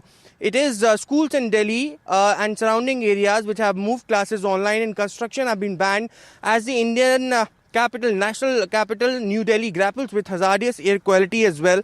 Toxic air is a recurring problem in Delhi and its suburbs, especially during winters, and therefore the reason perhaps the measures are being taken by the central government and the Delhi government as well. Environment Minister Bhupendra Yadav have conducted a review meeting regarding the air pollution levels in the Delhi NCR region. Several political parties perhaps are demanding immediate measures so that people can get respite of these air pollution levels, which are hazardous in nature. People are facing massive difficulties in breathing, and there are cases in the hospital which have increased as well. But this is the condition. Visibility is low, and air quality remains in today as well in very poor to severe category. This is Ashwarajan for NDTV in Delhi. The opposition trained guns at the Delhi government over Minister Mgnrega Singh Sirsa's recent remarks on curbing pollution. The Delhi Environment Minister apologized over the issue yesterday. Sirsa's remarks came a day after citizens of Delhi expressed their anger over hazardous air quality, especially when you heard them chanting AQI, AQI inside a stadium where Rekha Gupta, the Chief Minister of Delhi, was also present. Priyanka Gandhi's jibe followed after Delhi Environment Minister Mgnrega Singh Sirsa apologized for the toxic air in the national capital and said it is impossible for any elected government to reduce air quality index in just 9 to 10 months. Aam Aadmi Party MP Sanjay Singh questioned Sirsa's apology, instead asked what can the BJP government do but blame former Chief Minister Arvind Kejriwal. तो 10,000 रुपए दिल्ली के हर निर्माण मजदूर जो registered है और verified है, उन सबके खातों में दिल्ली सरकार के द्वारा सीधे उनके खातों में डीबीटी करके 10,000 रुपए भेजे जाएंगे। ये निर्णय लिया गया है। आज श्रम मंत्रालय ये निर्देश जारी कर रहा है सभी प्रतिष्ठानों के लिए दिल्ली के सरकारी और प्राइवेट सभी प्रतिष्ठानों में कल से मैक्सिमम केवल 50% अटेंडेंस अलाउ होगी। बाकी 50% लोगों को वर्क फ्रॉम होम ये मैंडेटरी सभी प्रतिष्ठानों को देना होगा। ये हम लोग कल से लागू करने जा रहे हैं। दिल्ली के जो भी सरकारी हो या प्राइवेट हो, बिजनेस हैं, ऑफिसेस हैं, सभी को मैक्सिमम केवल 50% आपकी फिजिकल अटेंडेंस ये आप रखें। आपने जाके देखा कि दिल्ली के बॉर्डर पे और पेट्रोल पंप्स पे क्या हो रहा है? यही प्रॉब्लम है इस सरकार से। इनको चलाने का तजुर्बा नहीं है और कुछ करते नहीं है जब तक क्राइसिस नहीं होती है। फिर नींद से उठकर सॉरी बोल देते हैं। सॉरी से कुछ होगा क्या? सॉरी से हमारे फेफड़े सेफ है क्या? नहीं है ना। तो आप गाड़ियों को आप ये अनाउंस ऐलान कर दिए, तो बॉर्डर पे क्या हो रहा, पेट्रोल बंक में क्या हो रहा, कार ओनर्स के साथ क्या हो रहा, लोग को जो नौकरी पे काम पे जाना है वो कहाँ जाएं, वो कैसे जाएं, ये आगे पीछे सोचते नहीं, जो मर्जी बोल देते, बस नेहरू नेहरू लेके बोलते। नेहरू जी के टाइम पे ऐसा तो नहीं हुआ, ये मैं बता दूँ। और मैं कह रही हूँ, आप माफ़ी मांगने से क्या होगा भैया? टू लिटिल टू लेट कि आपको ये सब पता था। ऐसा तो नहीं है कि ये कोई नई प्रॉब्लम है। आप अब जो कार्रवाई कर रहे हैं वो इसके चलते कर रहे हैं क्योंकि आपने देखा कैसे आपकी थू हो रही है। जब आप आपकी मुख्यमंत्री जाती हैं, मुख्यमंत्री साहिबा स्टेडियम पहुंचती हैं तो लोग AQI किनारे लगाते हैं, उनको उनकी जिम्मेदारी याद दिलाते हैं, इसलिए उन्होंने माफ़ी मांगी है। माफ़ी के साथ साथ उसी सांस में उन्होंने कहा आम आदमी पार्टी उनके लिए काम छोड़ कर गई है। तो ये लोग तो वो पार्टी हैं जो पंडित जवाहरलाल नेहरू को दोष देते हैं, हर तकलीफ का उनको देते हैं। सत्ता का पूरा मजा चाहिए पर सत्ता की जिम्मेदारी नहीं चाहिए। बहुत शेमफुल है। और जिस तरह की उन्होंने स्टेटमेंट दी और एलिगेशन आप पे लगाया, कांग्रेस पे लगाया, इसका मतलब है कि आपकी मंशा में दिल्ली को पॉल्यूशन से निजात दिलाना नहीं है।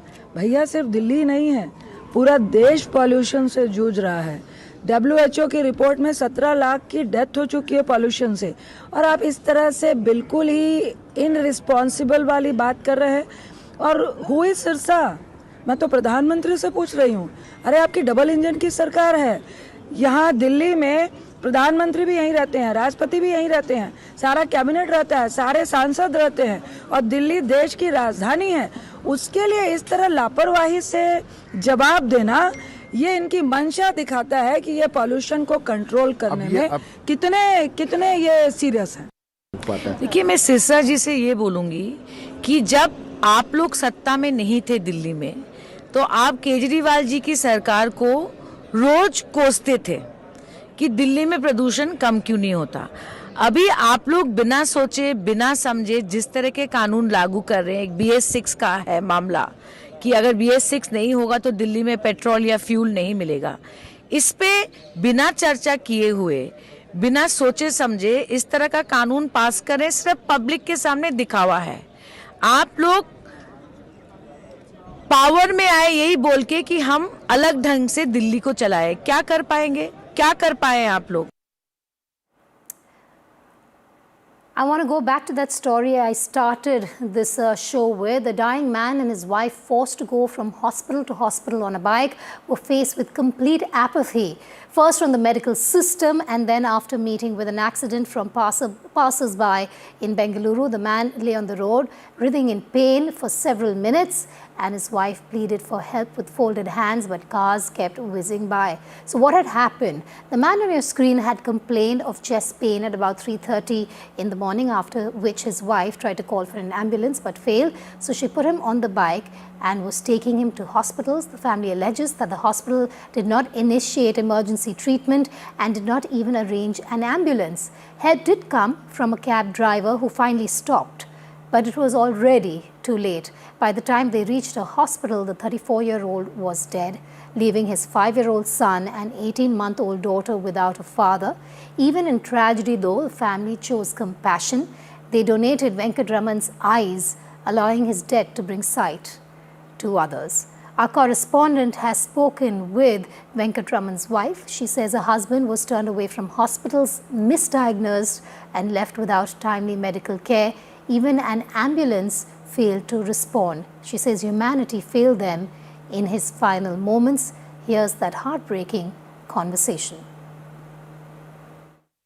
Rupa, I mean, just 800 meters away, you were, the hospital was just 800 meters away. You say that for 3 minutes, I have seen him, he was struggling basically, in the pain basically. If ambulance had reached on time or the bypasses had really helped you and him, probably today he would have been saved. Yeah, today I was saved him.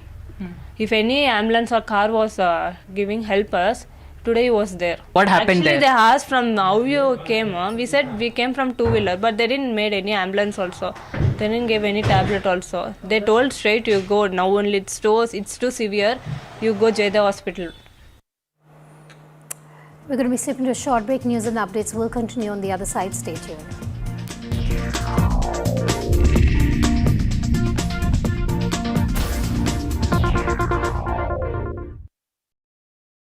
What does Sufism mean to you? Sufism is about love. Higher ideals are more fascinating than normal love song or anything. Talk about Khwaja Mere Khwaja, Kun Faya Kun. It's all about higher ideals. I'm bringing the same spirit to Delhi. So book your tickets from District app. See you, Delhi. Very warm welcome to Walk the Talk. I'm joined by one of the world's top foreign affairs gurus, Fareed Zakaria. Welcome. It takes decades to build trust, and it takes moments to break trust. The United States recently came out with a new security strategy doctrine. In this moment of extraordinary power and dominance, Trump's vision of America in the world is to retreat, to shrink, to shed its influence, make America a regional power again. For 80 years, it's been a global power. We want to be a regional power. Across the country. He has tracked the pulse of power from Washington to Korea. Witnessed history being made in global capitals and conflict zones. Brought clarity to complex issues of national security and international affairs. Aditya Raj Kaul, covering international affairs like no one else. Only on NDTV network. Just feel very privileged in the film industry, an industry that I'm extremely proud of. I'm honored to receive this prestigious award. I feel overwhelmed that the NDTV has chosen me for this very special award. Thank you so very much. This means a lot to me. It's a great honor and a great privilege. Really blessed to get this, and I'm really happy.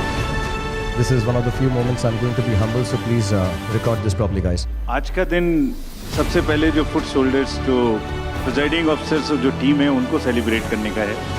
And the NDTV Indian of the Year Award 2025 goes to NDTV Indian of the Year 2025, 19 December, New Delhi. Ideas, inspiration, impact.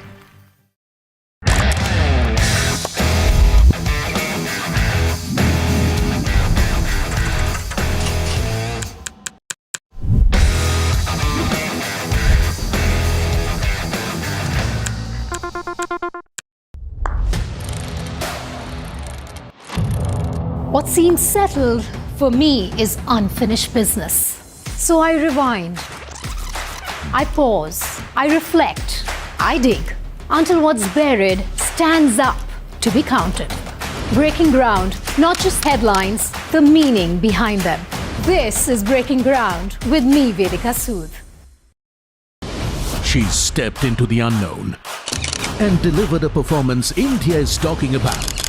Meet the audacious Janhvi Kapoor at NDTV Indian of the Year 2025.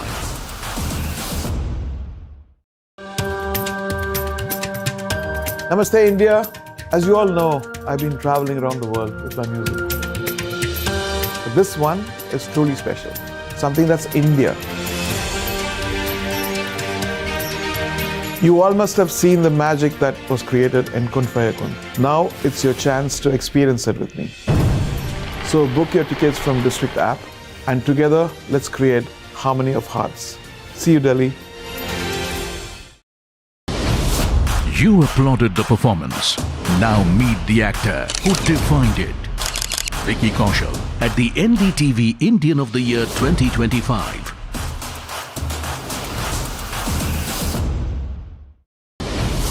A sensational debut. new heartthrob of a new India. Ahan Pandey at NDTV Indian of the Year 2025.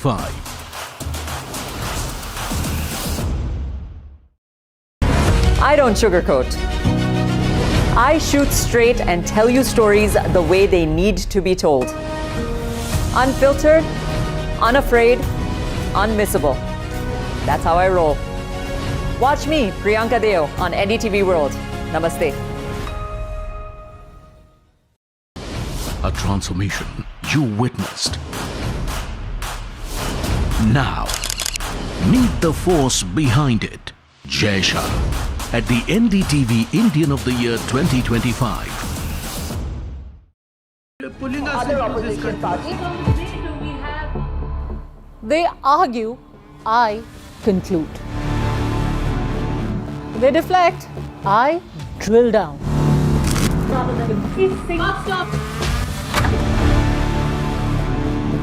This isn't a free-for-all. It's a reckoning. No filler, no fog. Only the facts and where they lead. Every night at 9, the case closes because the buck stops here. They rule the world. Won 1 billion hearts. Now, meet the champions who made the nation proud. The Indian women's cricket team at the NDTV Indian of the Year. The front lines of Kargil. The fury of Operation Sindoor. So many attacks. The chaos and cries of disaster zones. To fighter jet cockpits. And the world's most defining interviews. It's incredible. He has seen history break. Live, unfiltered. 20,000 hours of live broadcasting. Welcome to Left, Right and Centre. Hard facts. War-struck country. Hard questions. In the Ukraine. 30 years of trust. In the Kargil area. North Ukraine. In France. In Italy. At Srinagar. INS Vikrant. Vishnu Shom for NDTV. Vishnu Shom. Only on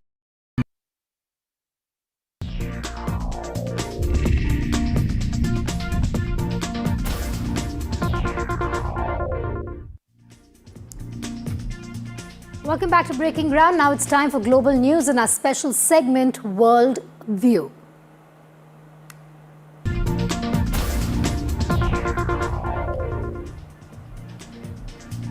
Prime Minister Narendra Modi has described India and Ethiopia as natural partners in promoting regional peace, security and connectivity while addressing the Ethiopian parliament during his maiden bilateral visit to the country. Modi, who arrived in Addis Ababa on Tuesday, spoke to a joint session marking the 18th legislature worldwide to be addressed by him.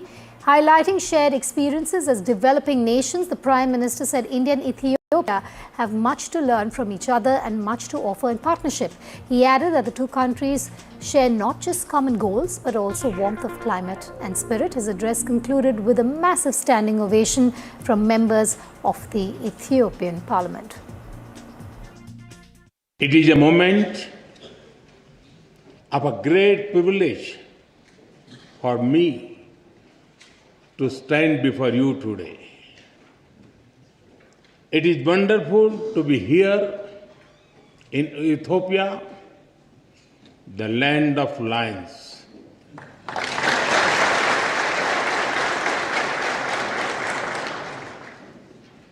I feel very much at home because my home state Gujarat in India is also home to lions. The other big international focus, White House Chief of Staff Susie Wiles has pushed back against a Vanity Fair article that portrayed the Trump administration and several senior officials in an unflattering light. In the interview, Wiles was quoted describing President Trump as having, quote-unquote, an alcoholic's personality and Vice President J.D. Vance as a long-time, quote-unquote, conspiracy theorist. However, Wiles later said the magazine ignored significant context and constructed what she called a chaotic and negative narrative about the administration. U.S. President Donald Trump said he was standing by his White House Chief of Staff, Susie Wiles, after Vanity Fair magazine published the interview. And Susie Wiles, we have our disagreements. We agree on much more than we disagree, but I've never seen her be disloyal to the President of the United States, and that makes her the best White House Chief of Staff that I think the President could ask for.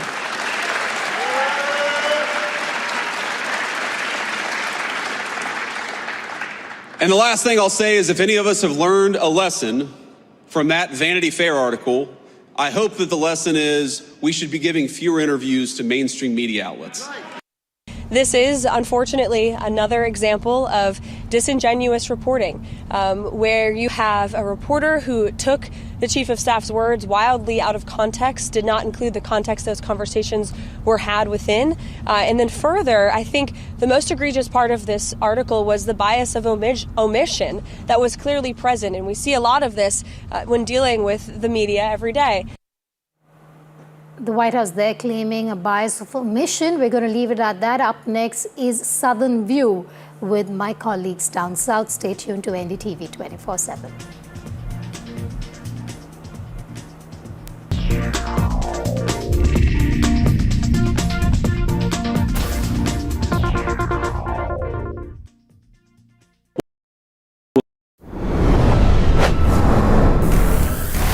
What does, say, 11 years of Modi compare with in a global context? He's going strong. Part of it is a weak opposition. Part of it is he's very disciplined. This is his life. It's why I've said that Modi is probably the most consequential prime minister since Nehru. And he's reshaped politics. He's reshaped the nature of the kind of master narrative of Indian history.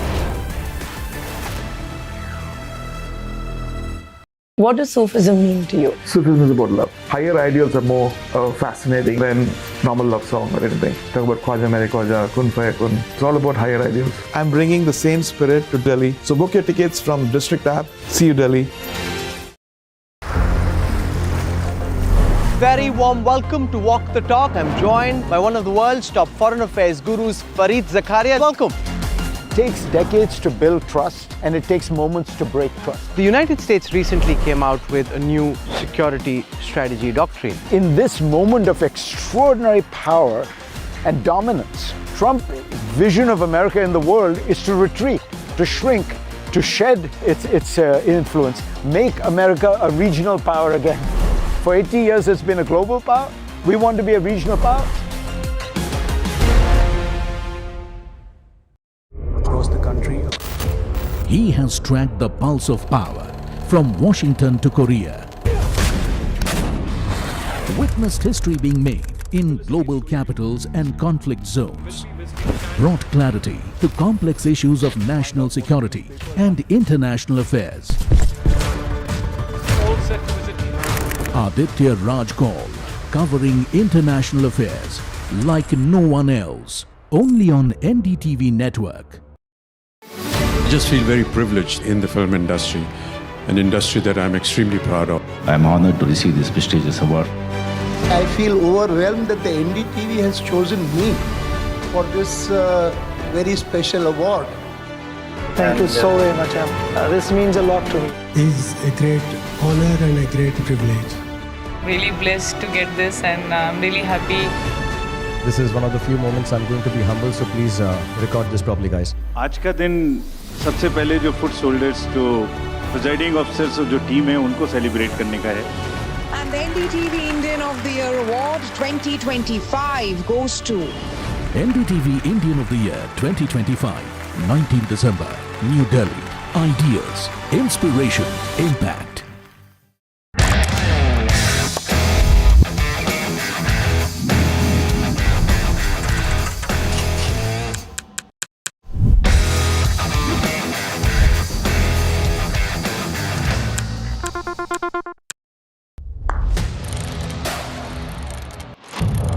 What seems settled for me is unfinished business. So I rewind, I pause, I reflect, I dig until what's buried stands up to be counted. Breaking ground, not just headlines, the meaning behind them.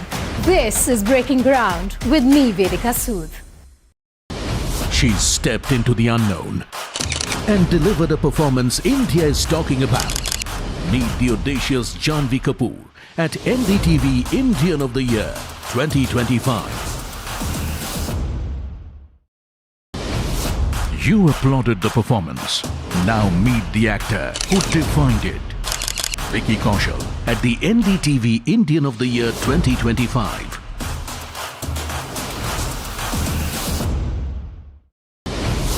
A sensational debut. New heartthrob of a new India. Ahan Pandey at NDTV Indian of the Year 2025.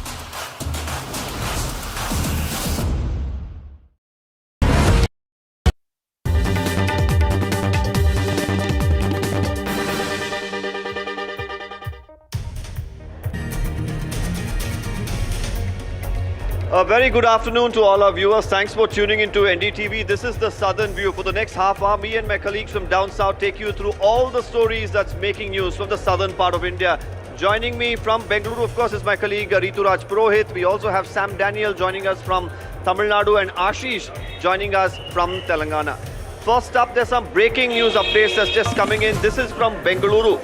Actress Shilpa Shetty's pub, The Bastion, has been raided by the income tax officials. Searches are underway for the last couple of hours. Multiple officers of the income tax department right now going through documents, I'm told, and scrutinizing every form of evidence that they can find. Tax evasion is a suspicion here. We're yet to get an official word from the income tax department, but this is the latest that we're picking up. Searches still underway at the Bastion pub owned by actress Shilpa Shetty. My colleague Ritu is at the spot. I believe she's outside that particular pub in Bengaluru.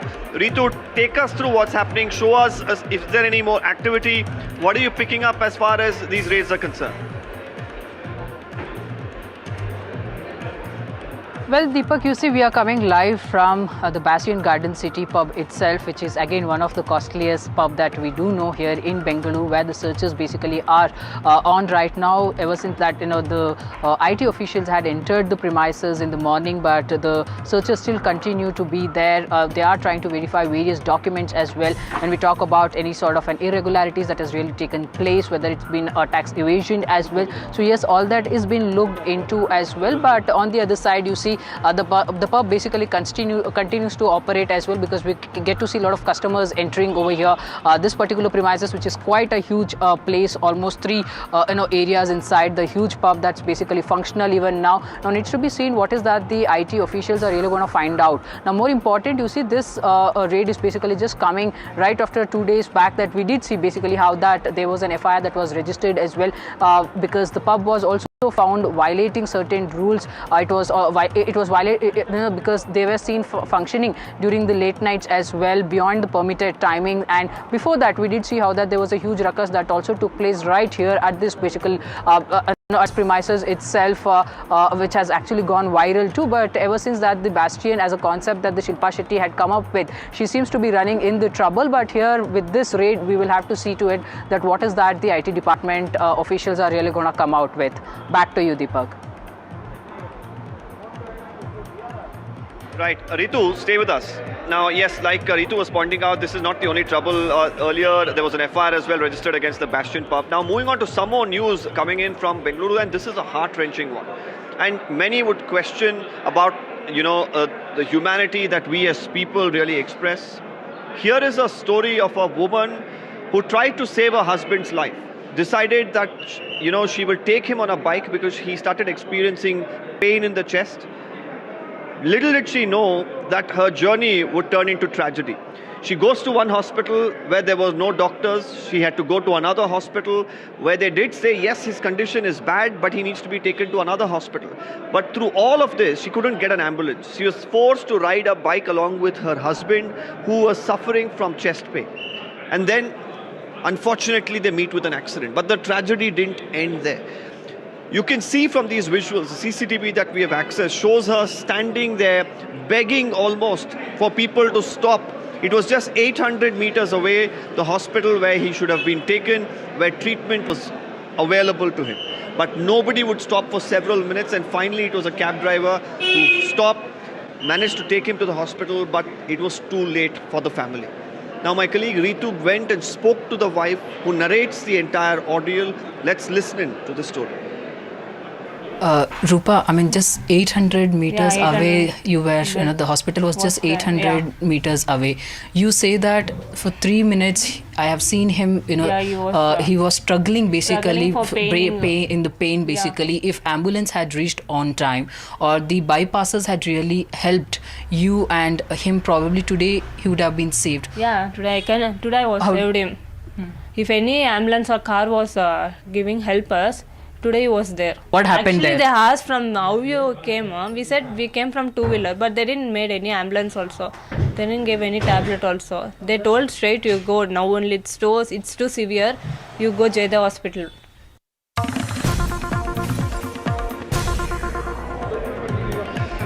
Well, meanwhile, here in Belgavi at the Suvarna Vidhan Sauda today, a massive protest was carried out under the leadership of the Chief Minister and the Deputy Chief Minister of Karnataka. Now, both the leaders, along with the MLAs, ministers and the MLCs, echoed in unison a voice of protest against the BJP's decision to change the Mgnrega scheme. Not just that, they were also protesting over the Enforcement Directorate action in various cases, including the National Herald case, where Sonia Gandhi and Rahul Gandhi, of course, came under scrutiny and now have really heaped praises on the latest orders that have come in from the courts as well. I caught up with the Deputy Chief Minister and the KPCC Chief, Mr. D.K. Shivkumar, a little while earlier during the protest. Let's listen to what he had to say. As far as NDTV is concerned, they want to wipe out Mahatma Gandhiji's name. It can't be possible. This is the most popular program of this country. For wherever we are doing development work, we are getting employment, we are getting money directly from whoever is working for the employment, village people, they are getting for their account directly. So they wanted to stop. Today or tomorrow the revolution will start, process will start. So they are afraid. So they are changing the name of Mgnrega. So they're changing the share pattern. They want to kill this concept. We will not allow. How will you take it up, sir, in the future? We will fight in the streets. We will fight in the panchayat level. We will have a big agitation program. They are given us an opportunity. We will fight it out. Sir, tell us, as far as Mgnrega is concerned, in the past as well, multiple issues you have raised that the BJP is trying to really not give the scheme as much importance as it should get. Today you're staging this protest. Tell us a little more about the reason that you're taking this up, sir. See, first this protest is mainly from the National Herald, Associate General and Young India. In the name of, Gandhiji started this. He was the president of the Indian National Congress in this city, in this state. He led the freedom movement. We had a statue here on his memory of his 100 years. Here we are sitting. Why? For justice, for truth, for democracy, for constitution, for national flag. To save all this, we are sitting here. Justice has been prevailed. Injustice is not being delivered from the seat of justice. Today, justice has been delivered. They want to harass our leaders. See, as a custodian of the party, it is their duty to keep all the assets and properties in the whoever is the president's name. There is nothing wrong. I am the president of the Karnataka Pradesh Congress Committee. I am having a trust, Congress Bhavan Trust. I have 150, more than 50, 60 properties are there. Can I sell that property? Can I own that property? I can't own that property. It is a Congress property. We all give. I also got a notice. I said, I will come, let me see the FIR. They didn't give the FIR. Then today it has been squashed. So that's all we have from Karnataka. Now over to my colleague Sam Daniel in Tamil Nadu as he takes you through all the updates happening in Chennai.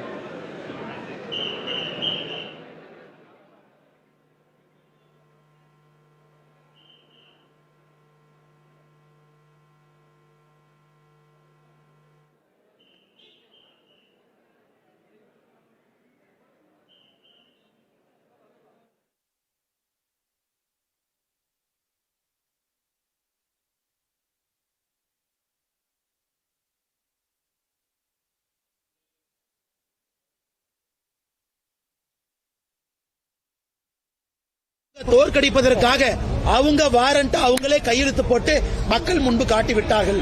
120 எம்பிக்களும் 2029 பாராளுமன்ற தேர்தலில் தோற்கடிக்கப்படுவார்கள் என்பது உறுதி. எந்த மாற்றம்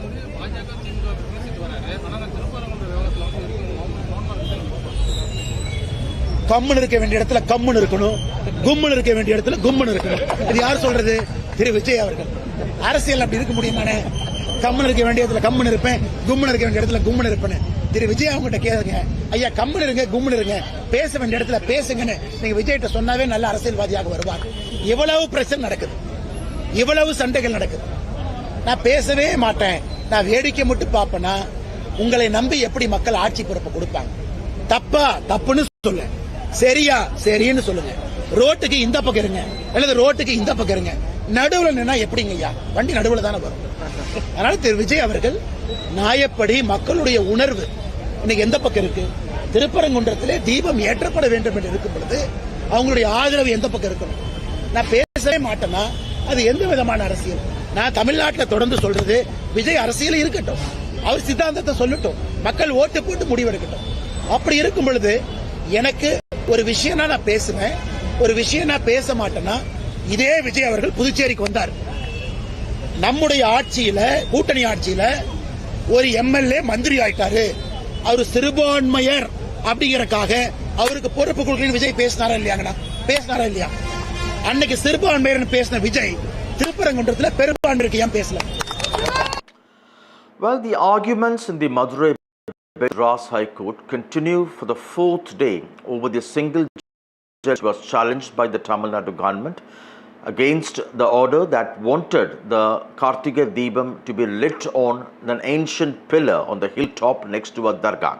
Today, it was the turn of the petitioners to argue, and they argued that the claims by the police commissioner in Madurai and the collector that the lighting the lamp on the ancient pillar next to the dargah could lead to law and order concerns is nothing but a ploy to delay the execution of the Madurai bench's order. And they point out that in their view, the lighting of the Deepam on the hilltop is an important Hindu religious ritual, and they say it's a tradition in all the hill temples to light the Kartiki Deepam on the hilltop.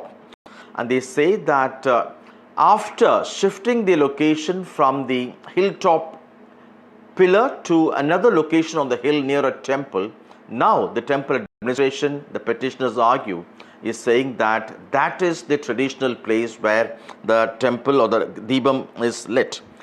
And they question whether the temple has given away the rights of the temple, pointing out that the single judge had given this order to only assert and establish the temple's right over the pillar on the hilltop. In terms of the arguments by the other parties, the dargah claims that the Waqf board claims that the pillar belongs to the dargah, and the police argued that the single judge ought not to have given this order, particularly when he does not have authority over religious affairs.